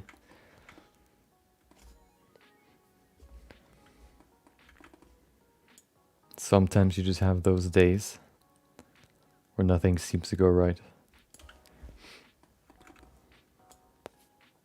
Okay. No, well, the shoulders, well, okay, do you mean rotation? Rotation is good. I have another rig right here on the side that we can look at. So overall, I think the rig is pretty good because you have these volume muscles. I try to use bones that kind of imitate muscles so that you, when you, for example, move your hand forward, you can see how it drives the mass here in the front also forward. Which means if I, for example, move this upwards, you can see how the geometry rotates in the right position, like this.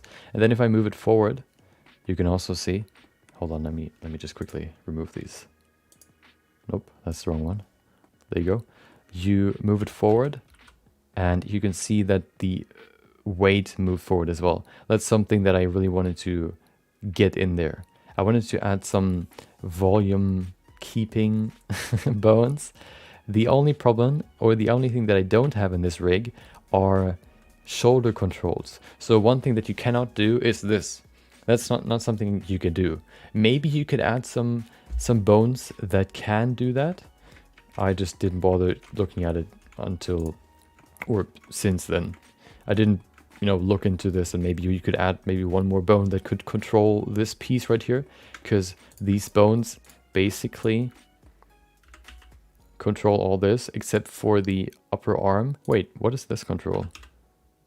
Oh, yeah, this follows the hand, which you can't really use. We have these bones, which basically these bones follow.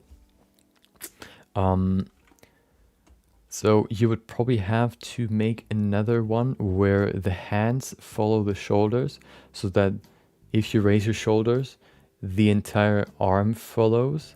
Except for the hand. Oh no, that's why I didn't look at it until now. I was quite happy with this rig, so I decided to not look at it anymore. We also have some butt muscles, hold on. Shoulder twists, hold on, what do you mean? Do you mean like, that's probably not a shoulder twist, right? Like this? This works also quite well. It looks kind of funky in low resolution, but if you add higher resolution, it looks pretty okay. So you can see the shoulder right there. It sort of deforms like an actual shoulder would. It would probably have more volume for an actual shoulder, but I think it looks pretty good. We can see the stretching here. This would probably be more intense stretching. It would be more like a V shape as we looked at yesterday. But yeah, you know, woo. We can even move it backwards. You can see how the back shoulder moves. There you go. We can even see the is it the clavicle? No, it's the what's that bone called again? Scapula.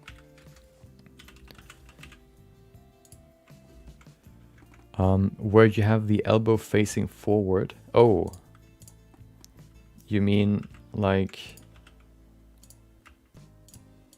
this? Wait, hold on. Yeah. Wait, where am I? There you go. Touch his own shoulder. There you go. The problem is, of course, you need to move the hand to move the elbow forward. So that, yeah, that's you know, might be a problem. You could, I don't really add like a bone that could simulate, you know, deformations for the biceps, but you could probably do that with shape keys. Him moving his hands behind his head. There you go.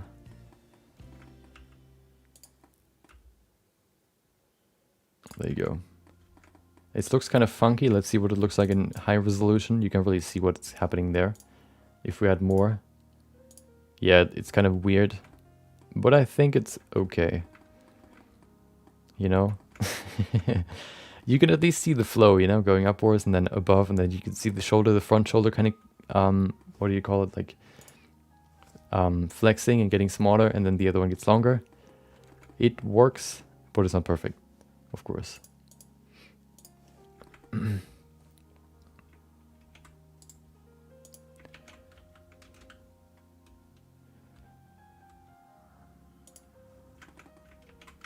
you go.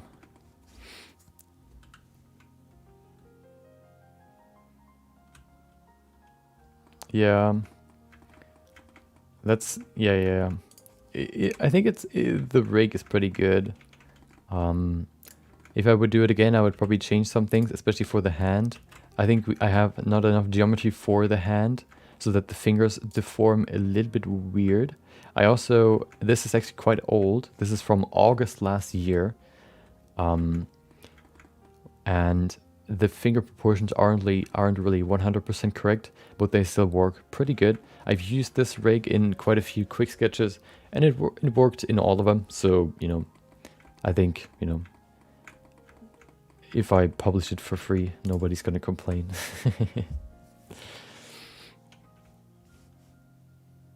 Yeah, I mean, as long as, you know, it's not, you don't really did something wrong, you know. Some people use it, some people don't, and if people, you know, don't like the word, that's just how it is. You know, he asked you not to use it. I guess he just doesn't like the word overall, and I think more people recognize that more people don't like the word. So it's just, you know,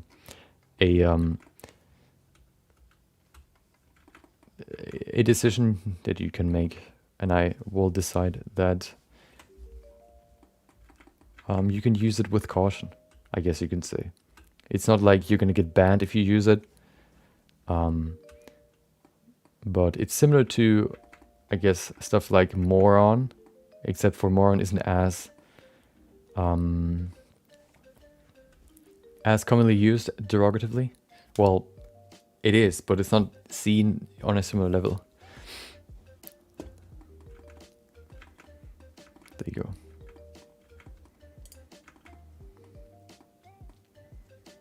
Yeah, it's just, you know, it's similar to like a,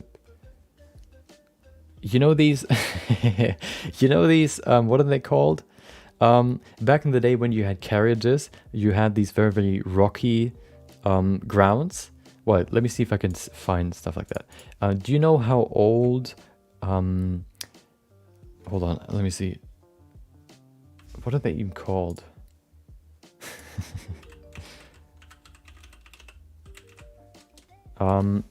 Crosswalks. Do you know how old crosswalks looked like? Wait. Old crosswalk with these bigger... There it is. That's what an old crosswalk looks like. Here, look at this. So, of course, back in the day, you had crosswalks that looked like this. Just because the carriages, you know, would just go through the middle, and everything else would, you know, walk on them. I guess because there was like a lot of dirt down there, or I don't know why, but you know, I would say these crosswalks are like the R word, you know. If we remove them, nobody's gonna trip on them. They still have use, and they still, you know, have a purpose, and they actually have a reason why they're there. But if we just remove them, nobody's gonna trip on them, and everybody can just use the street how it's supposed to be today, because everything is now straight. Nothing.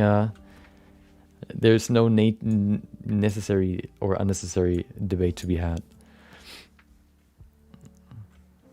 I mean, yeah, you know, there are a lot of words that come from a medical, you know, background, and I think more and more there are some people that use it, you know, in a bad term, and these people can ruin some stuff, like words. And if people have a bad taste or feel, you know, uneasy because of a word, I think it's just easier to avoid that word, especially if it's, you know, just one word.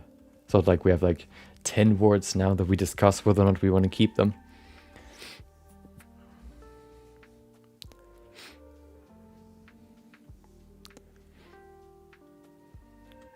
Yeah. I don't think he really attacked you. It was more a question about he doesn't really feel like, or he doesn't like the word, and he asked you if you can not use it, and then it became a discussion about, I guess, the meaning.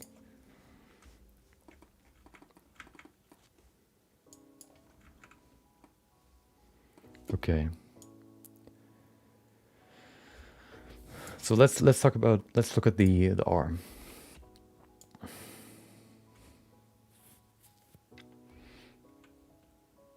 So this arm is bad.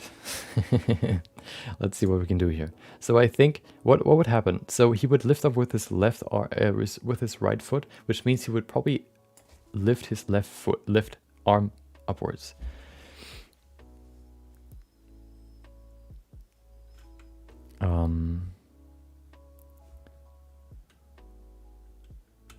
Hold on.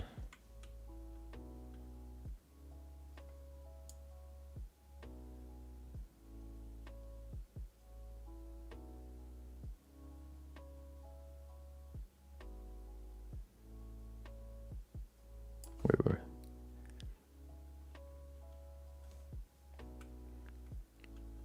Yeah. We need to use the arms to give him balance.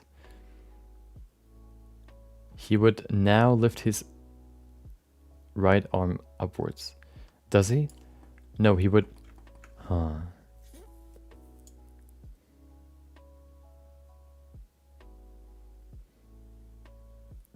So the problem is here, I think if we... No. We can probably do that. Hold on. Wait, where's the hand? There it is. So we can probably just... Let's move it all the way up to there. Just to kind of see what it looks like. There you go.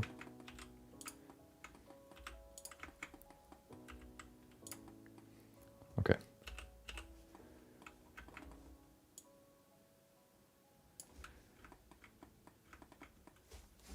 Oh, welcome back. Giselle Groot. Your name in my chat is purple on a blue background, so it's kind of hard to see. But of course, you can do that. Welcome. Hope you had a great Tuesday. By the way, of course, actually, I don't really. So it seems like, the further I go into the evening, the better I feel. Not only today, after feeling tired because of the vaccine, but also because I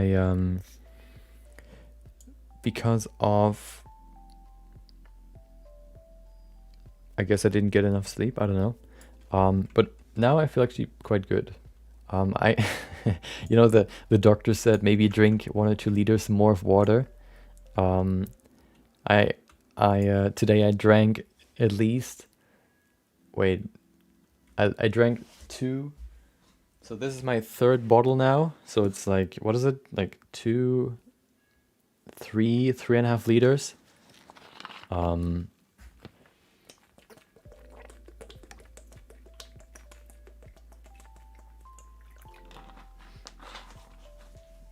so if I finish that one, I have 3, 4.5.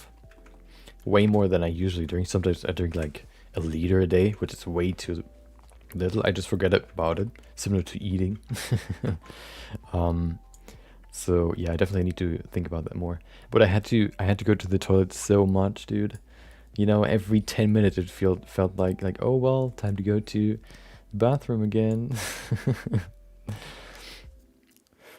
In combination with kind of feeling like as if you have like if you're sore all over your body, it's like, pretty annoying. But at least, it's not like, as you say, Lego robot. It didn't destroy me. Okay, that's pretty crazy. Yeah, I heard some people react differently to it. I think there's like, for the first one, there's a 50-50 chance whether or not you have any symptoms or side effects. I didn't have anything the first time, and now the second time I have like a little bit, you could say. My mom was actually quite affected by it. She was sick for like 1 or 2 days, or like she had basically like a cold. But me and my dad, we got it both yesterday, and we both feel, I think, similar. Actually, I feel pretty good today. I mean, yeah, now it doesn't. So at the beginning of the stream, I thought about, maybe doing a shorter stream, maybe like an hour shorter. But now I feel actually pretty good, so we can probably go a little bit further. I mean, a little bit longer. Okay, so let's look at the hand. I can't tell if the ref image is the Olympics or riots. You mean this one? No. Oh, yeah. Okay.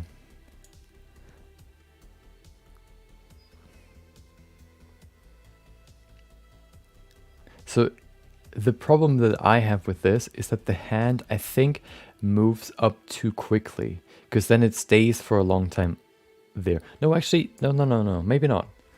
Because now it can move backwards again, while the other one moves forward.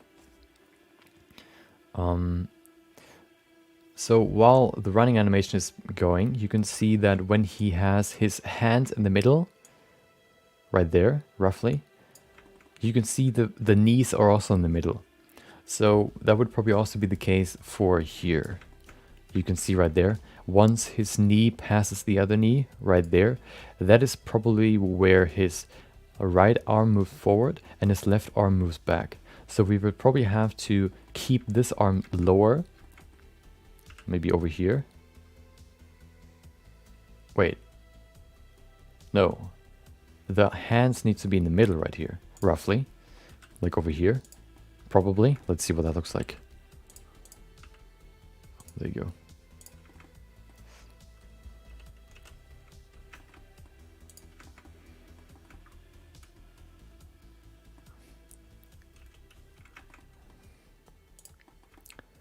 Hold on, let me look something. Let me see something real quick.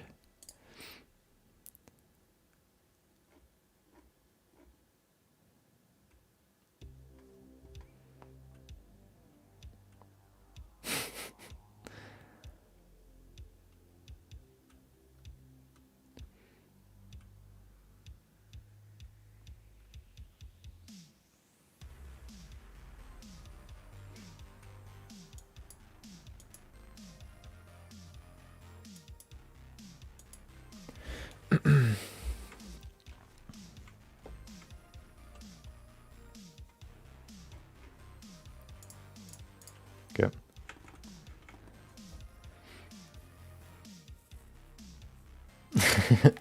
Yeah.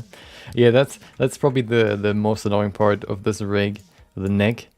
Um, the neck's pretty good there, but then once he moves his head back, his neck doesn't really react to his so the muscles aren't really attached to the back of his head. They're more somewhere in the middle, which means you get this weird this thing going. That's probably the biggest problem in this rig, despite or next to having no shoulder controls. But you know, you live, you learn. Okay.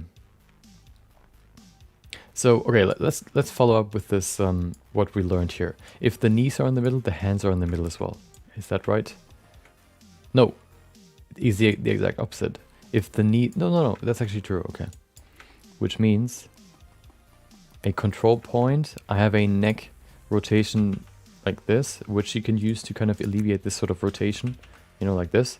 But you can still see this kind of weird thing going on there. So we could probably make it a little bit easier or ease it up a little bit. But right now it looks kind of as if he snapped his neck. So yeah. So which would mean if the knees are in the middle right there, that would mean his hands are in the middle as well. So we would need to move this keyframe probably like over here, this one. Just kind of roughly placing it right now. And this one needs to be probably over there, that's probably good. Maybe over here.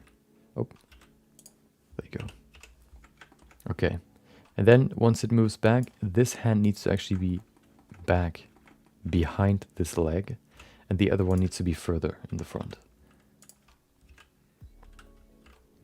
There you go. That's probably pretty good. Just as a rough beginning animation. There you go. Let's see. That's pretty good, I think.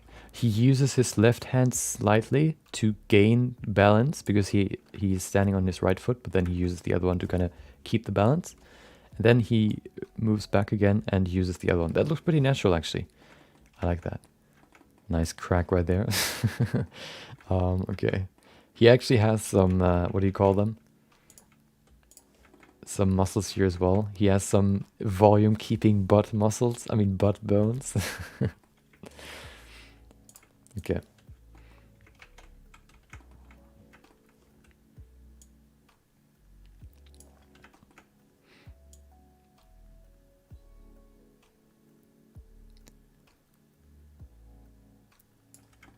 I think I like that. I think that's a pretty good beginning.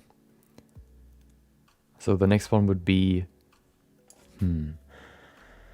Maybe we need to move the foot even further forward than it is right now, because he needs to, the other one needs to catch the weight that is, or the balance that is lost from lifting up with the other foot. The other foot would probably now lift off of the ground, which means the other one needs to actually catch his weight, which probably means that we need to move the foot further forward. This is way too slow. It's probably more like this. And then also his foot looks kind of wonky. There you go. That's probably better. Instead, I don't know why I actually keyframed the scale. That's pretty good, because then he can still gain momentum by placing his foot maybe over here somewhere, and then he can boost off again. I think that's a pretty good plan here. So we could probably go like 2 keyframes forward, like this.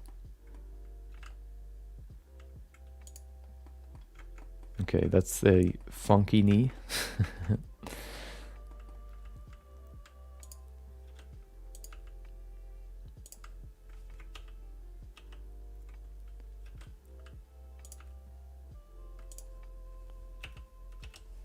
Okay.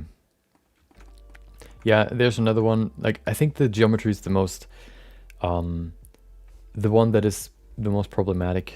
We have some weird deformations here because of the geometry, and the hands could use some work. But if I would do, you know, if I wanted to make a good rig, I would probably just make a new one.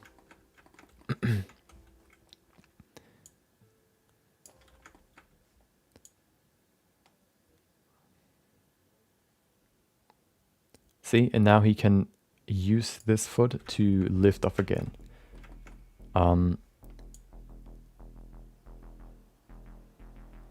Which means now this foot needs to be lifted off the ground. You can see how it slides.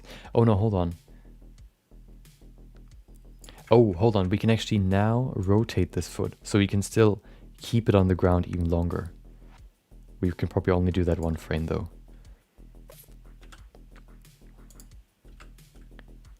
We also need to move his body upwards.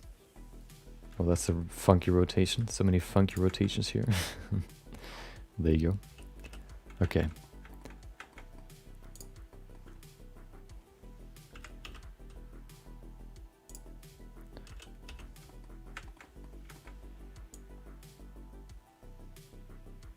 Yeah, that looks pretty good.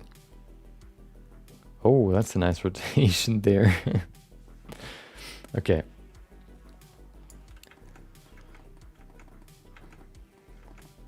Let's look at the arms. The arms look kind of as if they need to be adjusted. So we have this. That's pretty good. Okay. We have a weird lift off there. You can see how quick he just lifts his hand off. Yeah, he has quite a few broken bones right now, but we can probably fix that. Hold on.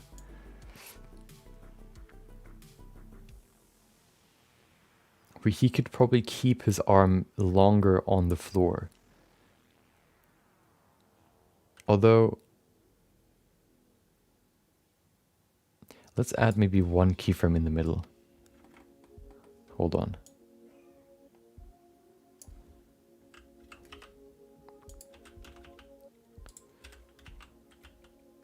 Right here, just to kind of make it more natural. Well, it's not really looking natural necessarily, but you know. Well, I mean, if he uses his other hand to push himself off, I think then it's okay. Okay. Another animation stream where I said we're gonna do a certain animation, then we do something completely different. It's been like that since the beginning, basically, or almost. Well, that's just how it goes. There's always something you can fix.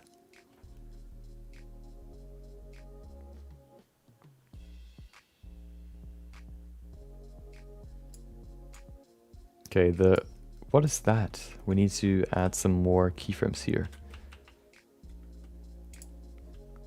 Why do you do this to me?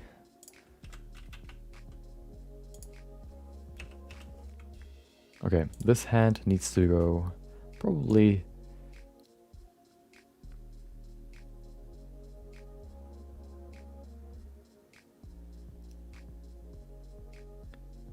Wait, let's animate the foot first. The foot needs to stay on the ground now. So it's right here. Then 2 frames forward. Hold on. He stands right there. 2 frames forward. 1, 2. There you go. Probably slightly less rotated upwards because he needs to catch his weight.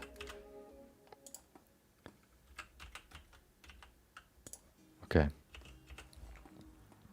We would probably also have to move it in the middle. Right now it's too far to the right. Or to his left, whatever you want to say. So let's fix that right now. We would have to move this right here probably. There you go. We need to copy the X location.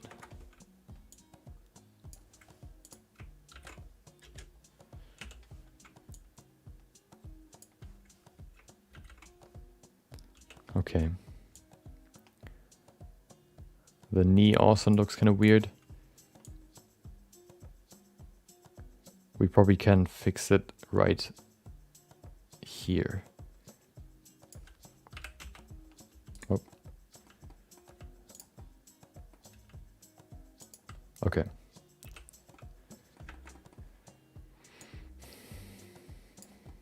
Yeah, that's pretty good. Okay. Let's actually look at it in real time.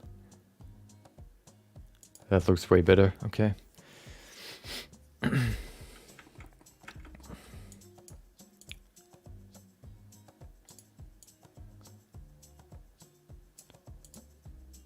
While he still gains speed or momentum when he's not even above.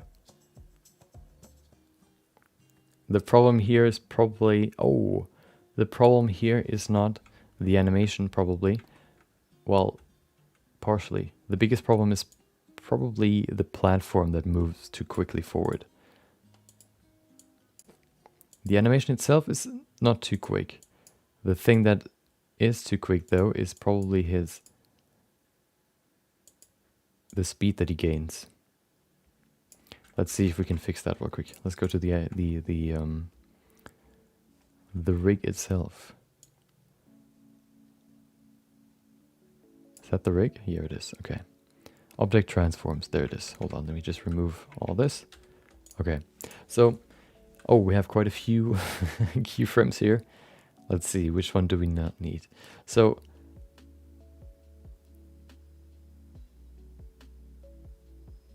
I think what should happen is he gets even slower right here, right there. And then he begins to gain speed again over here. Okay. Let's maybe start right there. Hello. Can I please select these? May I please select these keyframes? Wait, there are no keyframes. Oh, that's why. Because it tries to keep the same speed. That's why. Okay, so we can actually fix that by just adding a keyframe. So we're going to add one right here because it still should keep the same speed all the way to here. But then it needs to slow down. This is too quick. See how he slides over the ground?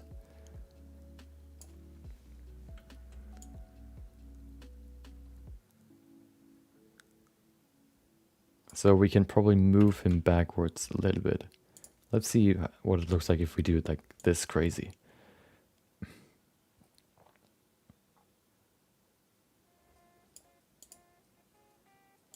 It gets better.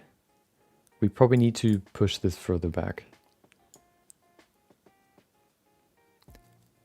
Wait, why do you not move everything? Oh, that's why. Okay.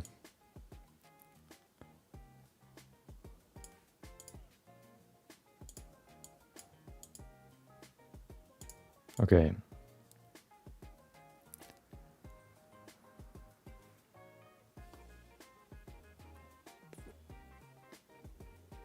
So now we could maybe even use the current foot position to our advantage by adapting or copying the location change of this foot. That sounded way more complicated than it is. So what I want to do here is basically just add a keyframe right there. And then look at the foot where it is. Keep the foot in the same position basically. There you go. I can't see the foot. It's in the ground. Why do you do this to me? Why are we still here? There you go. Wow, he gets deeper and deeper into the ground. Why is he so deep into the ground? Do I move the rig? Yeah, I did. Okay.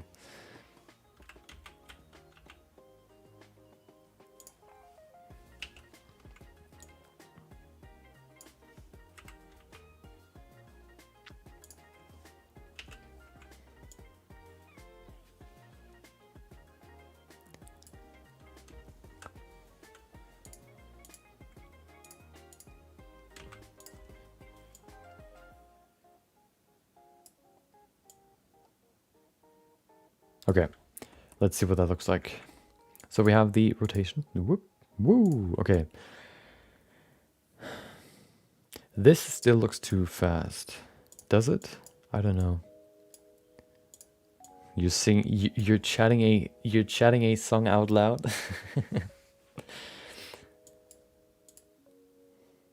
I understand.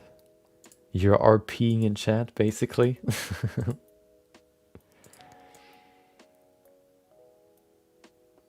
Yeah.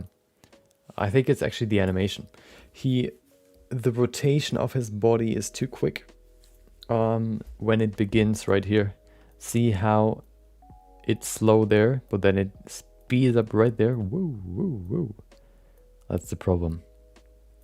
That is the problem.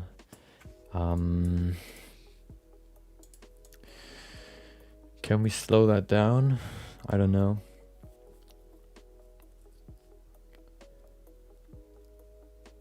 Dude, did I change the position of the ground again?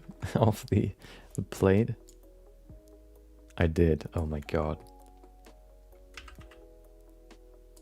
Oh my god, that's why, because I use snapping. Okay.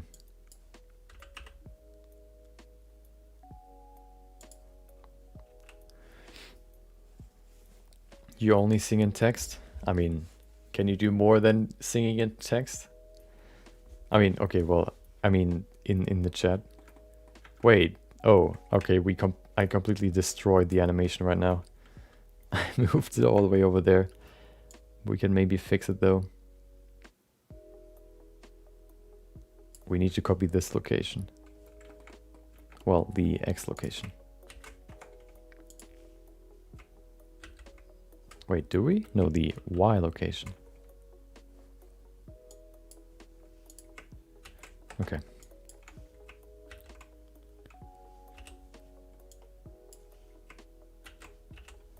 Oh.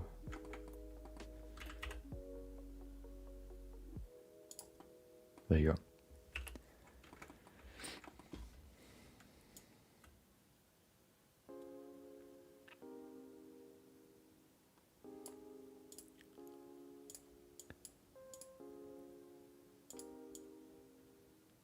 Yeah.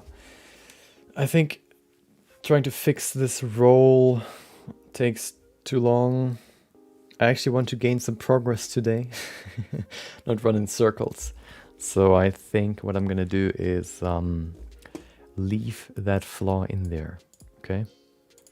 I'm gonna tell you the secret now, and I'm gonna expect you not to tell anybody.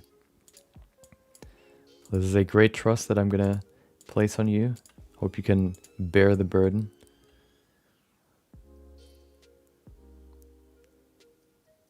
I just think this is too much to, you know, I'm gonna blame it on the vaccine, okay? Hopefully that's okay. Okay, let's fix the rest of the animation. Or continue it. So this hand needs to be upwards, higher up. Like over there, probably.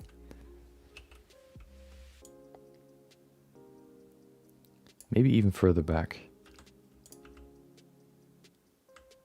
Although, yeah, probably we just need to adjust the elbow joint. Okay, and then we have the other hand.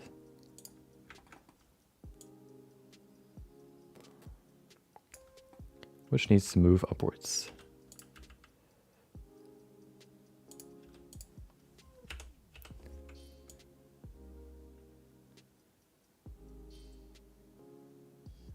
Where's the foot? There it is. Okay, now they need to move back again. So this hand actually needs to... No, it's actually pretty good. Okay.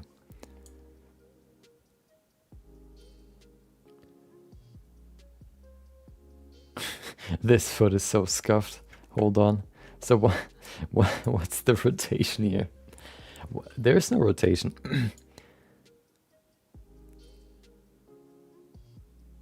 Why does it go haywire? Where's the rotation coming from? I guess you could just reset it and then leave it there. What rotation is that? Is that the Y location? Yeah, it is.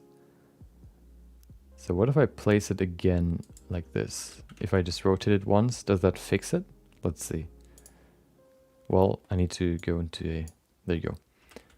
Woo.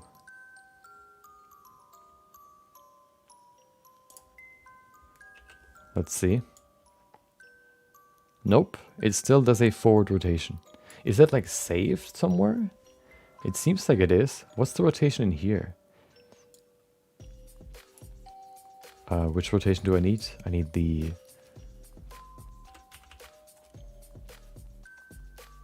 W? Is it W?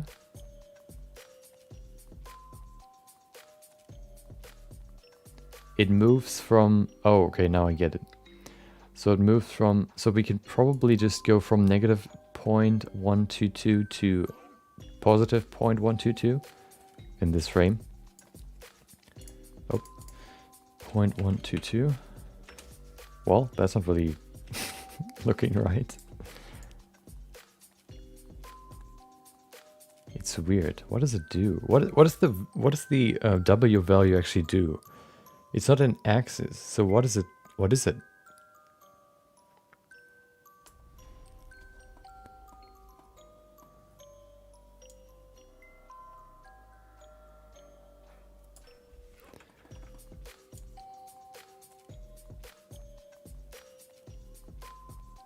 Oh, 0.982 is it back there. So we would probably have to 0.982. 0.982 is right there. Then we need to move it even further forward, I mean back. Quaternions. Please don't speak in Spanish. I do not. Well, I had Spanish in school, but you know, you probably don't. You probably know how school languages go.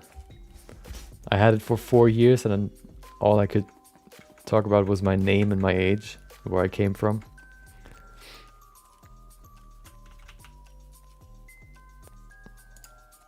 There you go. The rotation using an extra dimension to avoid gimbal lock. Oh, okay. Gimbal lock, another word that I don't know. But it looks okay. No, it doesn't. What is going on here?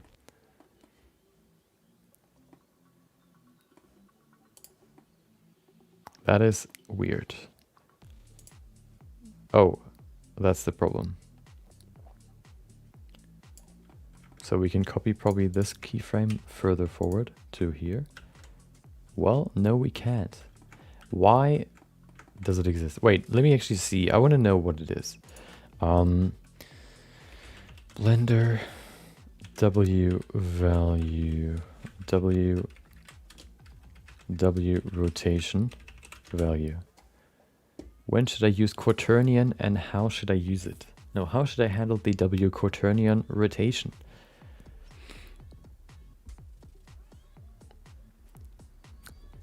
You can get 2 of the axes aligned and you lose the ability to rotate 1.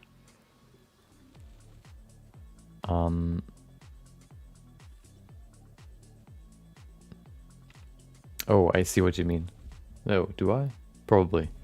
As I seem to know from some comments, the use of quaternion or Euler depends on what we want to animate, and what quaternion can handle very complex animation and avoid problems which sometimes occur in Euler. But in which occasions, simple walk, run animation, jump, bounce animation, etc. is quaternion commendable, and are there any advantages using Euler? If yes, which? The use of quaternion rotation is to avoid the gimbal lock. Well, that's already, we already know that. With the Euler method. Usually if your object only needs to rotate around one axis, or 2 Euler would do the job. Like a wheel or a wobbling top. But when you have to animate a fighter jet that rotates all around your scene, you may encounter the gimbal lock. To understand gimbal lock, there's a great YouTube video. Let's look at it. Gimme the explanation. Hello, monkey. Okay. Gorilla CG. Let's see if we can figure it out without sound. Okay. Yep. Ah. Wait, that's the example, right? So, what? Okay, so we have the... Oh, hold on. Yeah. Rotate, rotate. And then he uses the... Ah, okay. So you can get to a point where you bring... By rotating the other two axes, you bring one axis into the remaining axis.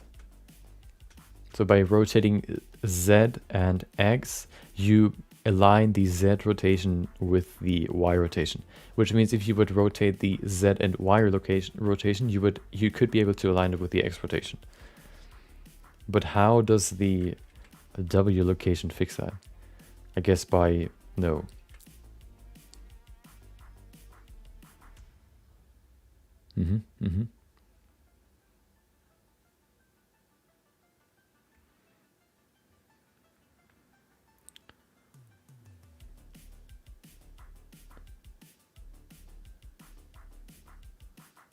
Okay.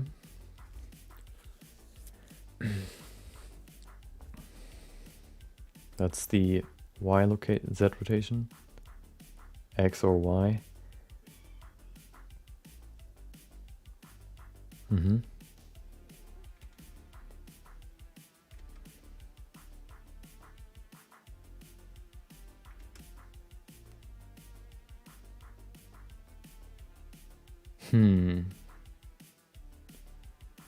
Okay, yeah.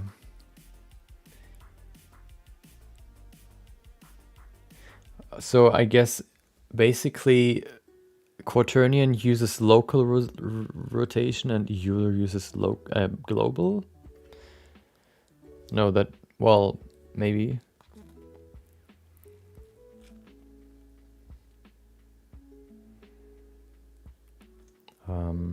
Three blue, one brown. It's a 30-minute video. We can look at it real quick after looking at this. I just want to see when they implement the W rotation.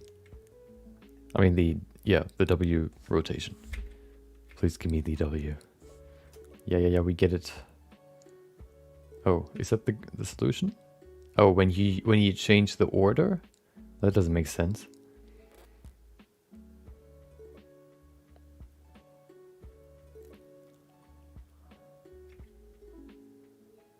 Yeah, but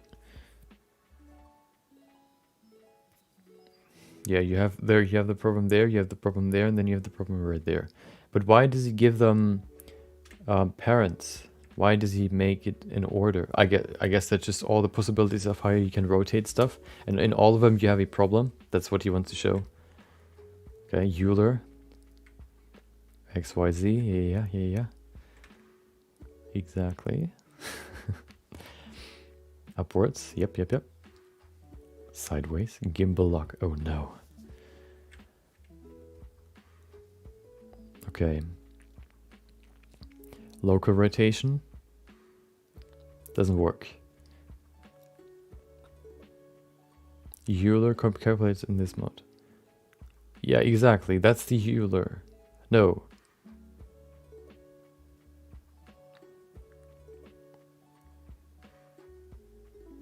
Matches local mode.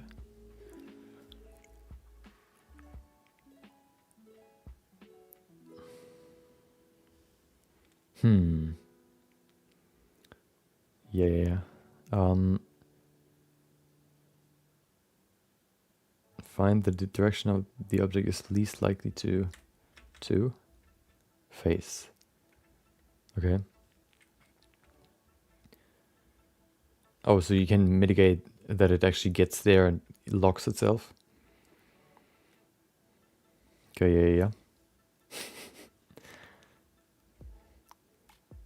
Which would probably be the blue rotation there. You would really rotate it around the... Well, yeah. You wouldn't really use the blue one. You would only use the red and yellow one. I mean, green one. Right there. You don't really have blue rotation. Ah, that's why you always... Oh, aha. That's why sometimes for my camera rig, I have this weird rotation there. That's why.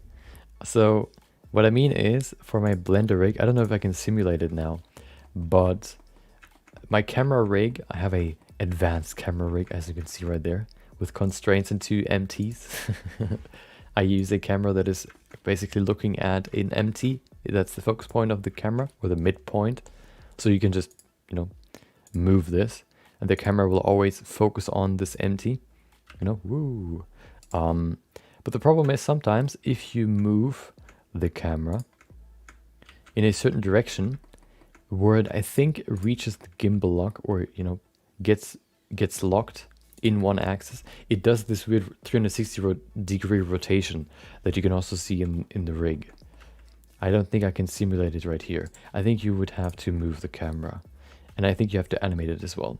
It seems to work every time I just place it, but if I animate it, that's what happens. So a fix for that would be to use, what is it called? Track 2, because track 2 removes one axis from the equation, which means you can't lock the camera.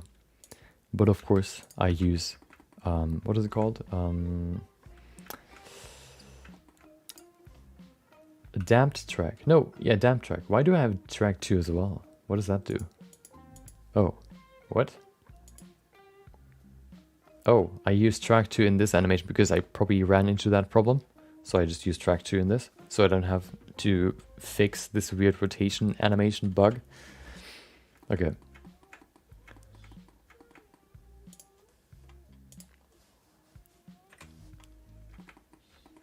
What are you looking at?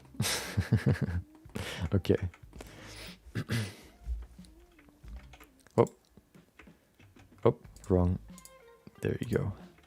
Okay, so where were we? I don't know. We rolled and then we lifted him. He lifted himself up. It's quite quickly, but that's okay. Oh, we tried to fix the foot. Right. There you can change it. You can change it to quaternion or axis angle. Defines the rotation around some axis defined by 3D vector. Okay. Oh, so if you want to fix the gimbal lock and you know which rotation is the least likely, you can switch it to that as well. But probably because if I change it now, it would completely change the way the animation looks. We could try it. Let's see. So the rotation sideways would probably be the one that would be least likely, which is probably Y. It's Y, yeah. So you would have to change it to Y being the last one, I think. See, it now reset everything. Nice. Okay, we can't use that solution then. Okay. Well, let's see how we can fix this.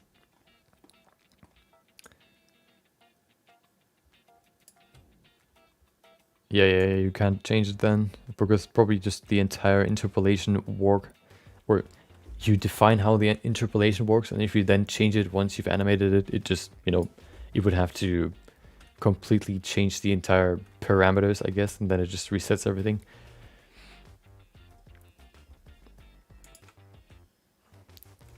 Okay.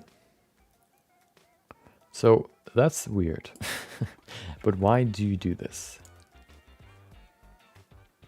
I think we messed around with the values.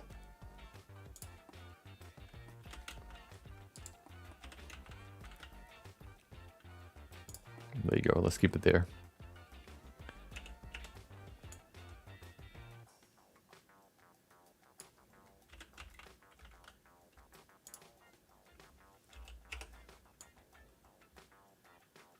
Oh. Oh, hello, what are you doing? That is rotation and location. Yep.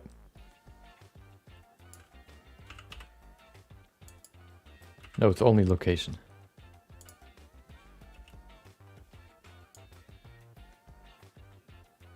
And then there's another location.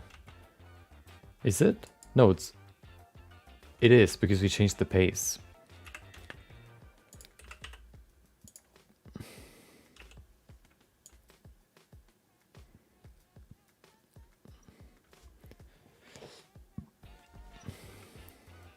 But then, yeah.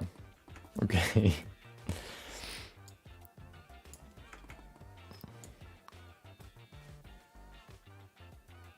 Let's see this foot. This foot needs to actually do something now. So this one is definitely way too far forward.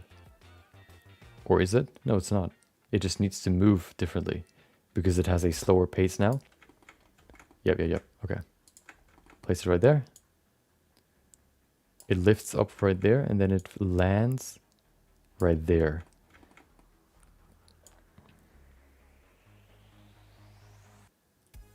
It's in a pretty good spot. We just need to move it slightly further back. There you go. Now we have the second foot ready to go.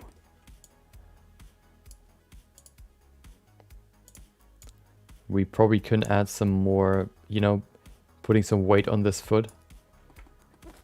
Yeah, let's do that. Which means we need to move this lower. Probably right here.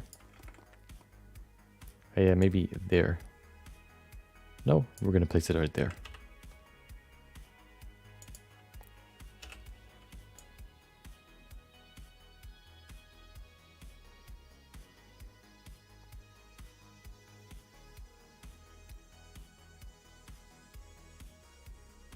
So that they can then lift off again, which would be right here.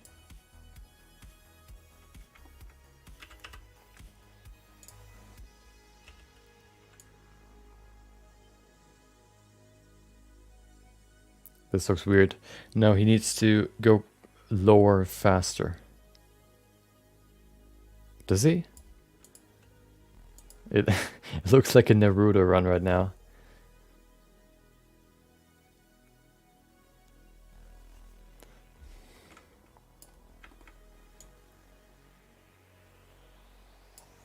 He needs to go lower earlier. Or he needs to stay lower for longer. Probably 2 frames, maybe? Maybe, let's see. That's probably better. We can maybe even move this just slightly more. 1 keyframe further over there. The foot needs to lift up again. That's the weird thing right now. Yep.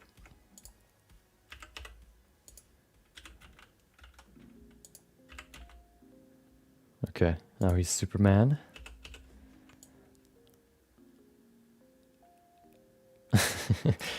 Just face planting on the ground. Okay.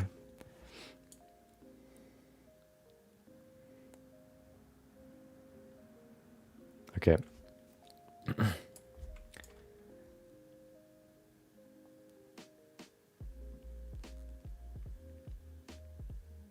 Yep. Let's go to the other foot. Maybe we can now go into this running animation. Let's see what we can use here. So the running animation starts with his right foot forward, which is perfect. Because now, maybe if we rotate the upper body higher. Wait. Let's just see what it looks like if we now inset it here. Yeah. Which means, I think, yeah. We need to copy this running animation. Where does it begin? It begins right there. That's what we want to start with. And then we want to end with this, right? No, this. So we need to copy these keyframes for everything.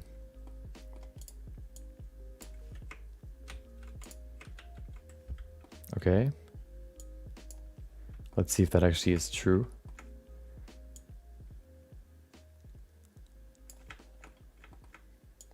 Why is he moving so far forward? I guess because we... Oh god, woo! Okay, so I guess we can't use the keyframes because we cannot copy the location of the platform? Maybe? But I didn't animate the platform. Did I? Oh, I did. Wait, did I? No, but not that fast. Why is he flying like that? Is it in here in the rig itself? No.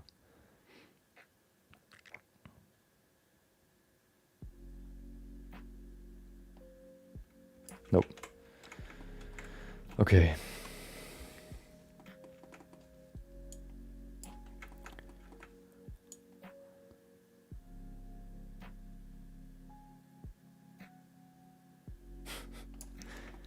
So we could probably just copy the running animation from the left foot though.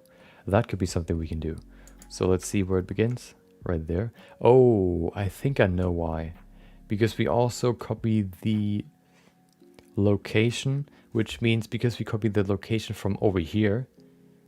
No, that doesn't make sense because the armature moves, not the object itself. So which means if we now copy these, only these keyframes, we should be able to, yeah, just copy these. Can I just use Alt? No. Of course not. Why would I even try? Okay, let's see if that works. Yeah, let's see. Hold on.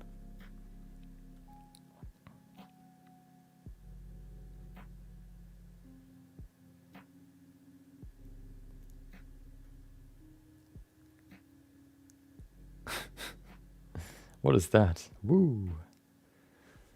Probably the quaternion relocation or the fix. Okay, so I think it can work. We just need to adjust it a little bit. The problem here is that this huge gap just doesn't work. We need to move this closer forward. This probably would... Well,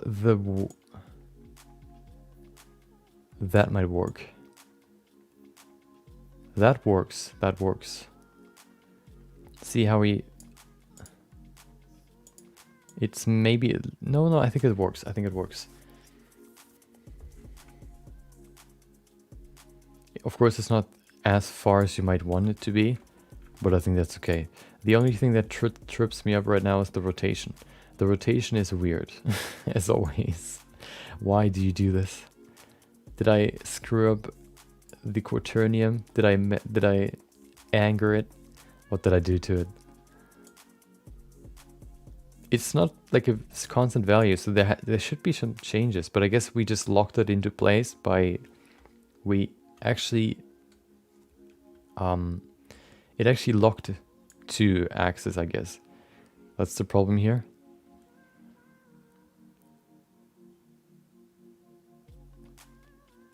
The weirdest part though is why does it snap right there?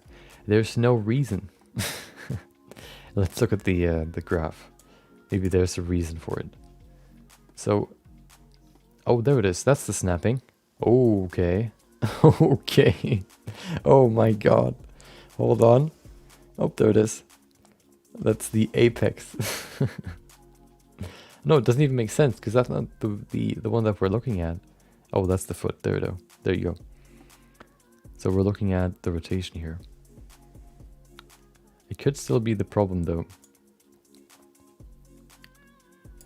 The reason probably why it takes so long is because it takes so long to get from up here all the way to down there. To hold on, let me make this graph bigger. There you go. Everything is just everything is so small, and then you have these huge values.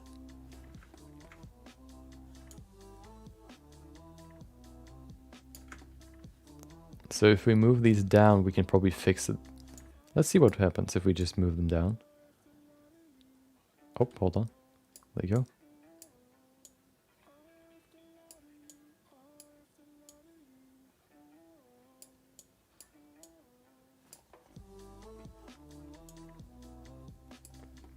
So it's probably better now. Yeah. Well, we sort of fixed it. We can probably make it better though. Oh, okay. It's probably okay.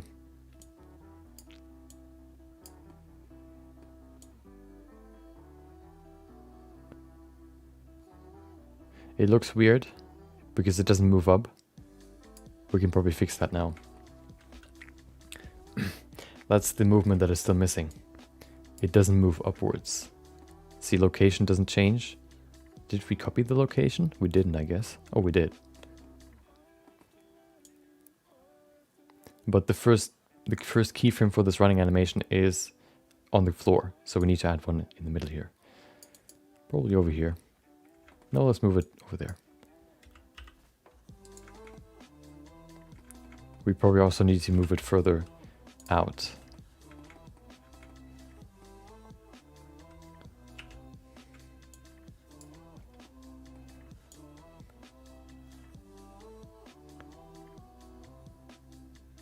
That looks pretty good. And then he lifts himself up. Okay. It's time for water.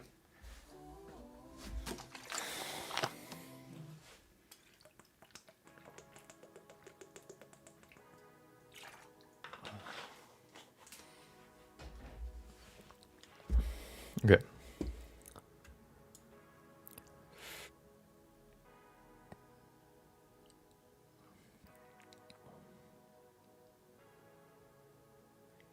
We can also probably add a rotation point here, like this.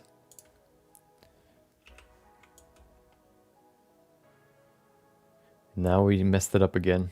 Did we? No, not really. Well, probably. Yeah. The rotation needs to be further back.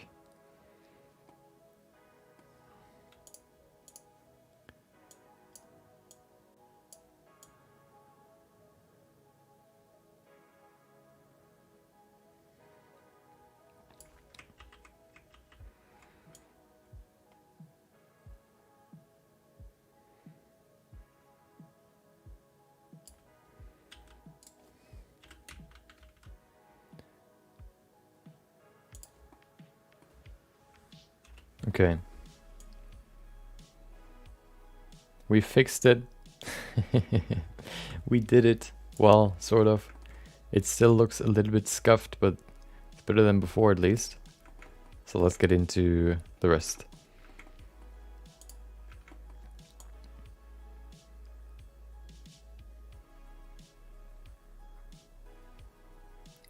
Yeah, I guess we can now just go to the first keyframe that is copied, which would probably be this one, and then we can go to the other foot and just copy the values from there, which are already selected. Let's just reselect them just to make sure. There you go. Okay, well that's quite high, but we can probably fix that by just changing all the values or applying all the transformations. Let's go to the upper body. I just want to see what it looks like if we copy these. Oh, wait, what? That's the problem. But why is that the problem? Guess we can't use that one. We can use these ones though. No. What? I am confused.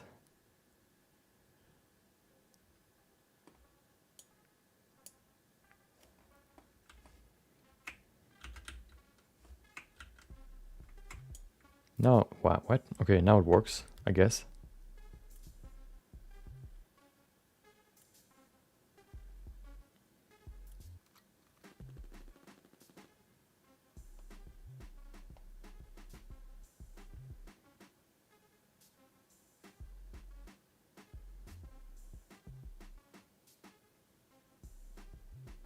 I think that's a good start.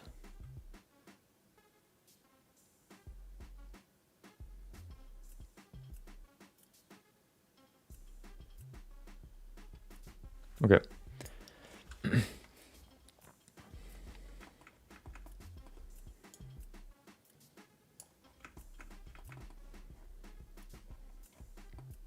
Why is it so far back though? That's the question that I have right now. Is it supposed to be there? No, it needs to be closer, right? Yeah, it needs to be here. That's the problem.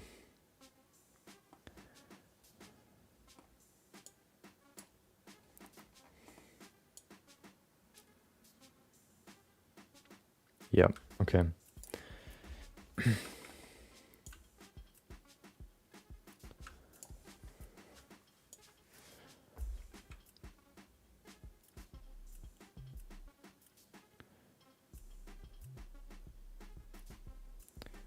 Then let's go to the other parts of the animation and just see if we can just copy those.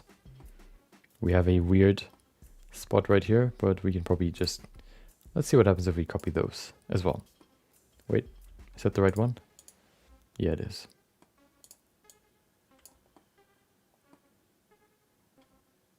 What else is selected? We only want to select the hand. There's there's always something selected, probably on the outside, which can't really be deselected though. Ah, there you go.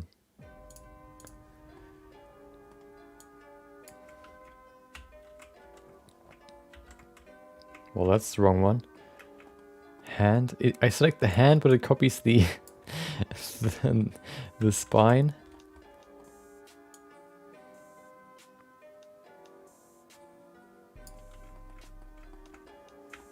Okay. Oh, I just copied one value. Okay, well, that doesn't make sense. We have to select all of them. That's better. Okay. So we copy those.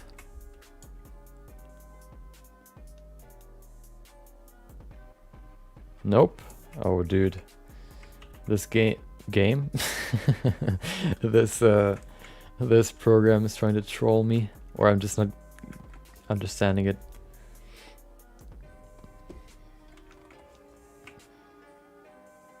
Let me just quickly make a new save right there. Risen 1D. Okay.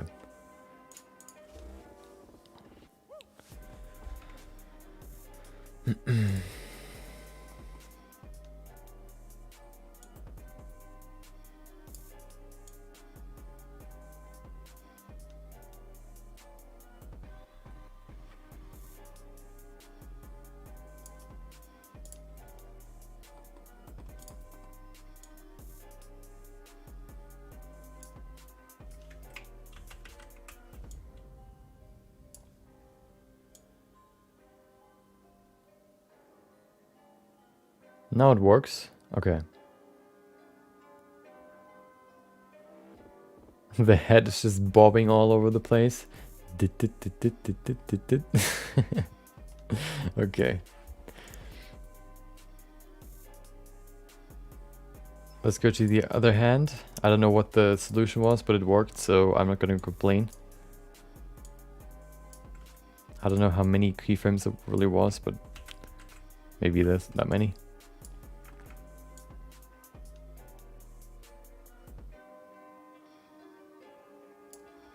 Okay. I think that's okay. Wait.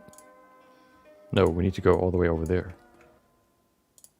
Well, then I selected not enough. But I think we're going to figure that out next time. I'm going to end it here, actually. We're not going to go further.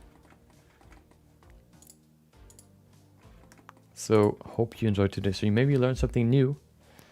Maybe not. Maybe you already knew what the quaternion rotation was.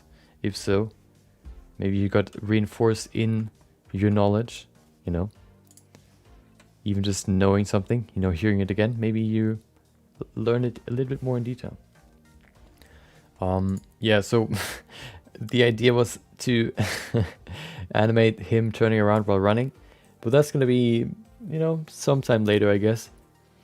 We will do something else tomorrow. We're not going to do animations tomorrow. One idea that I had was going into Unreal Engine and trying to program a very simple game. Just to kind of get our hands, or just to kind of, you know, do it and see how it works. And, you know, just using the node system to program something very simple. Maybe something else, you know, if you have suggestions, you can always post them. I have some more, so maybe we're going to do something else tomorrow, but that's what you're going to know tomorrow. Hope you enjoyed today's stream. Thank you for joining. Thank you for watching. Thank you for listening, chatting, or just being here. I hope you enjoy the rest of your day. And maybe I'll see you next time. Until then, take care.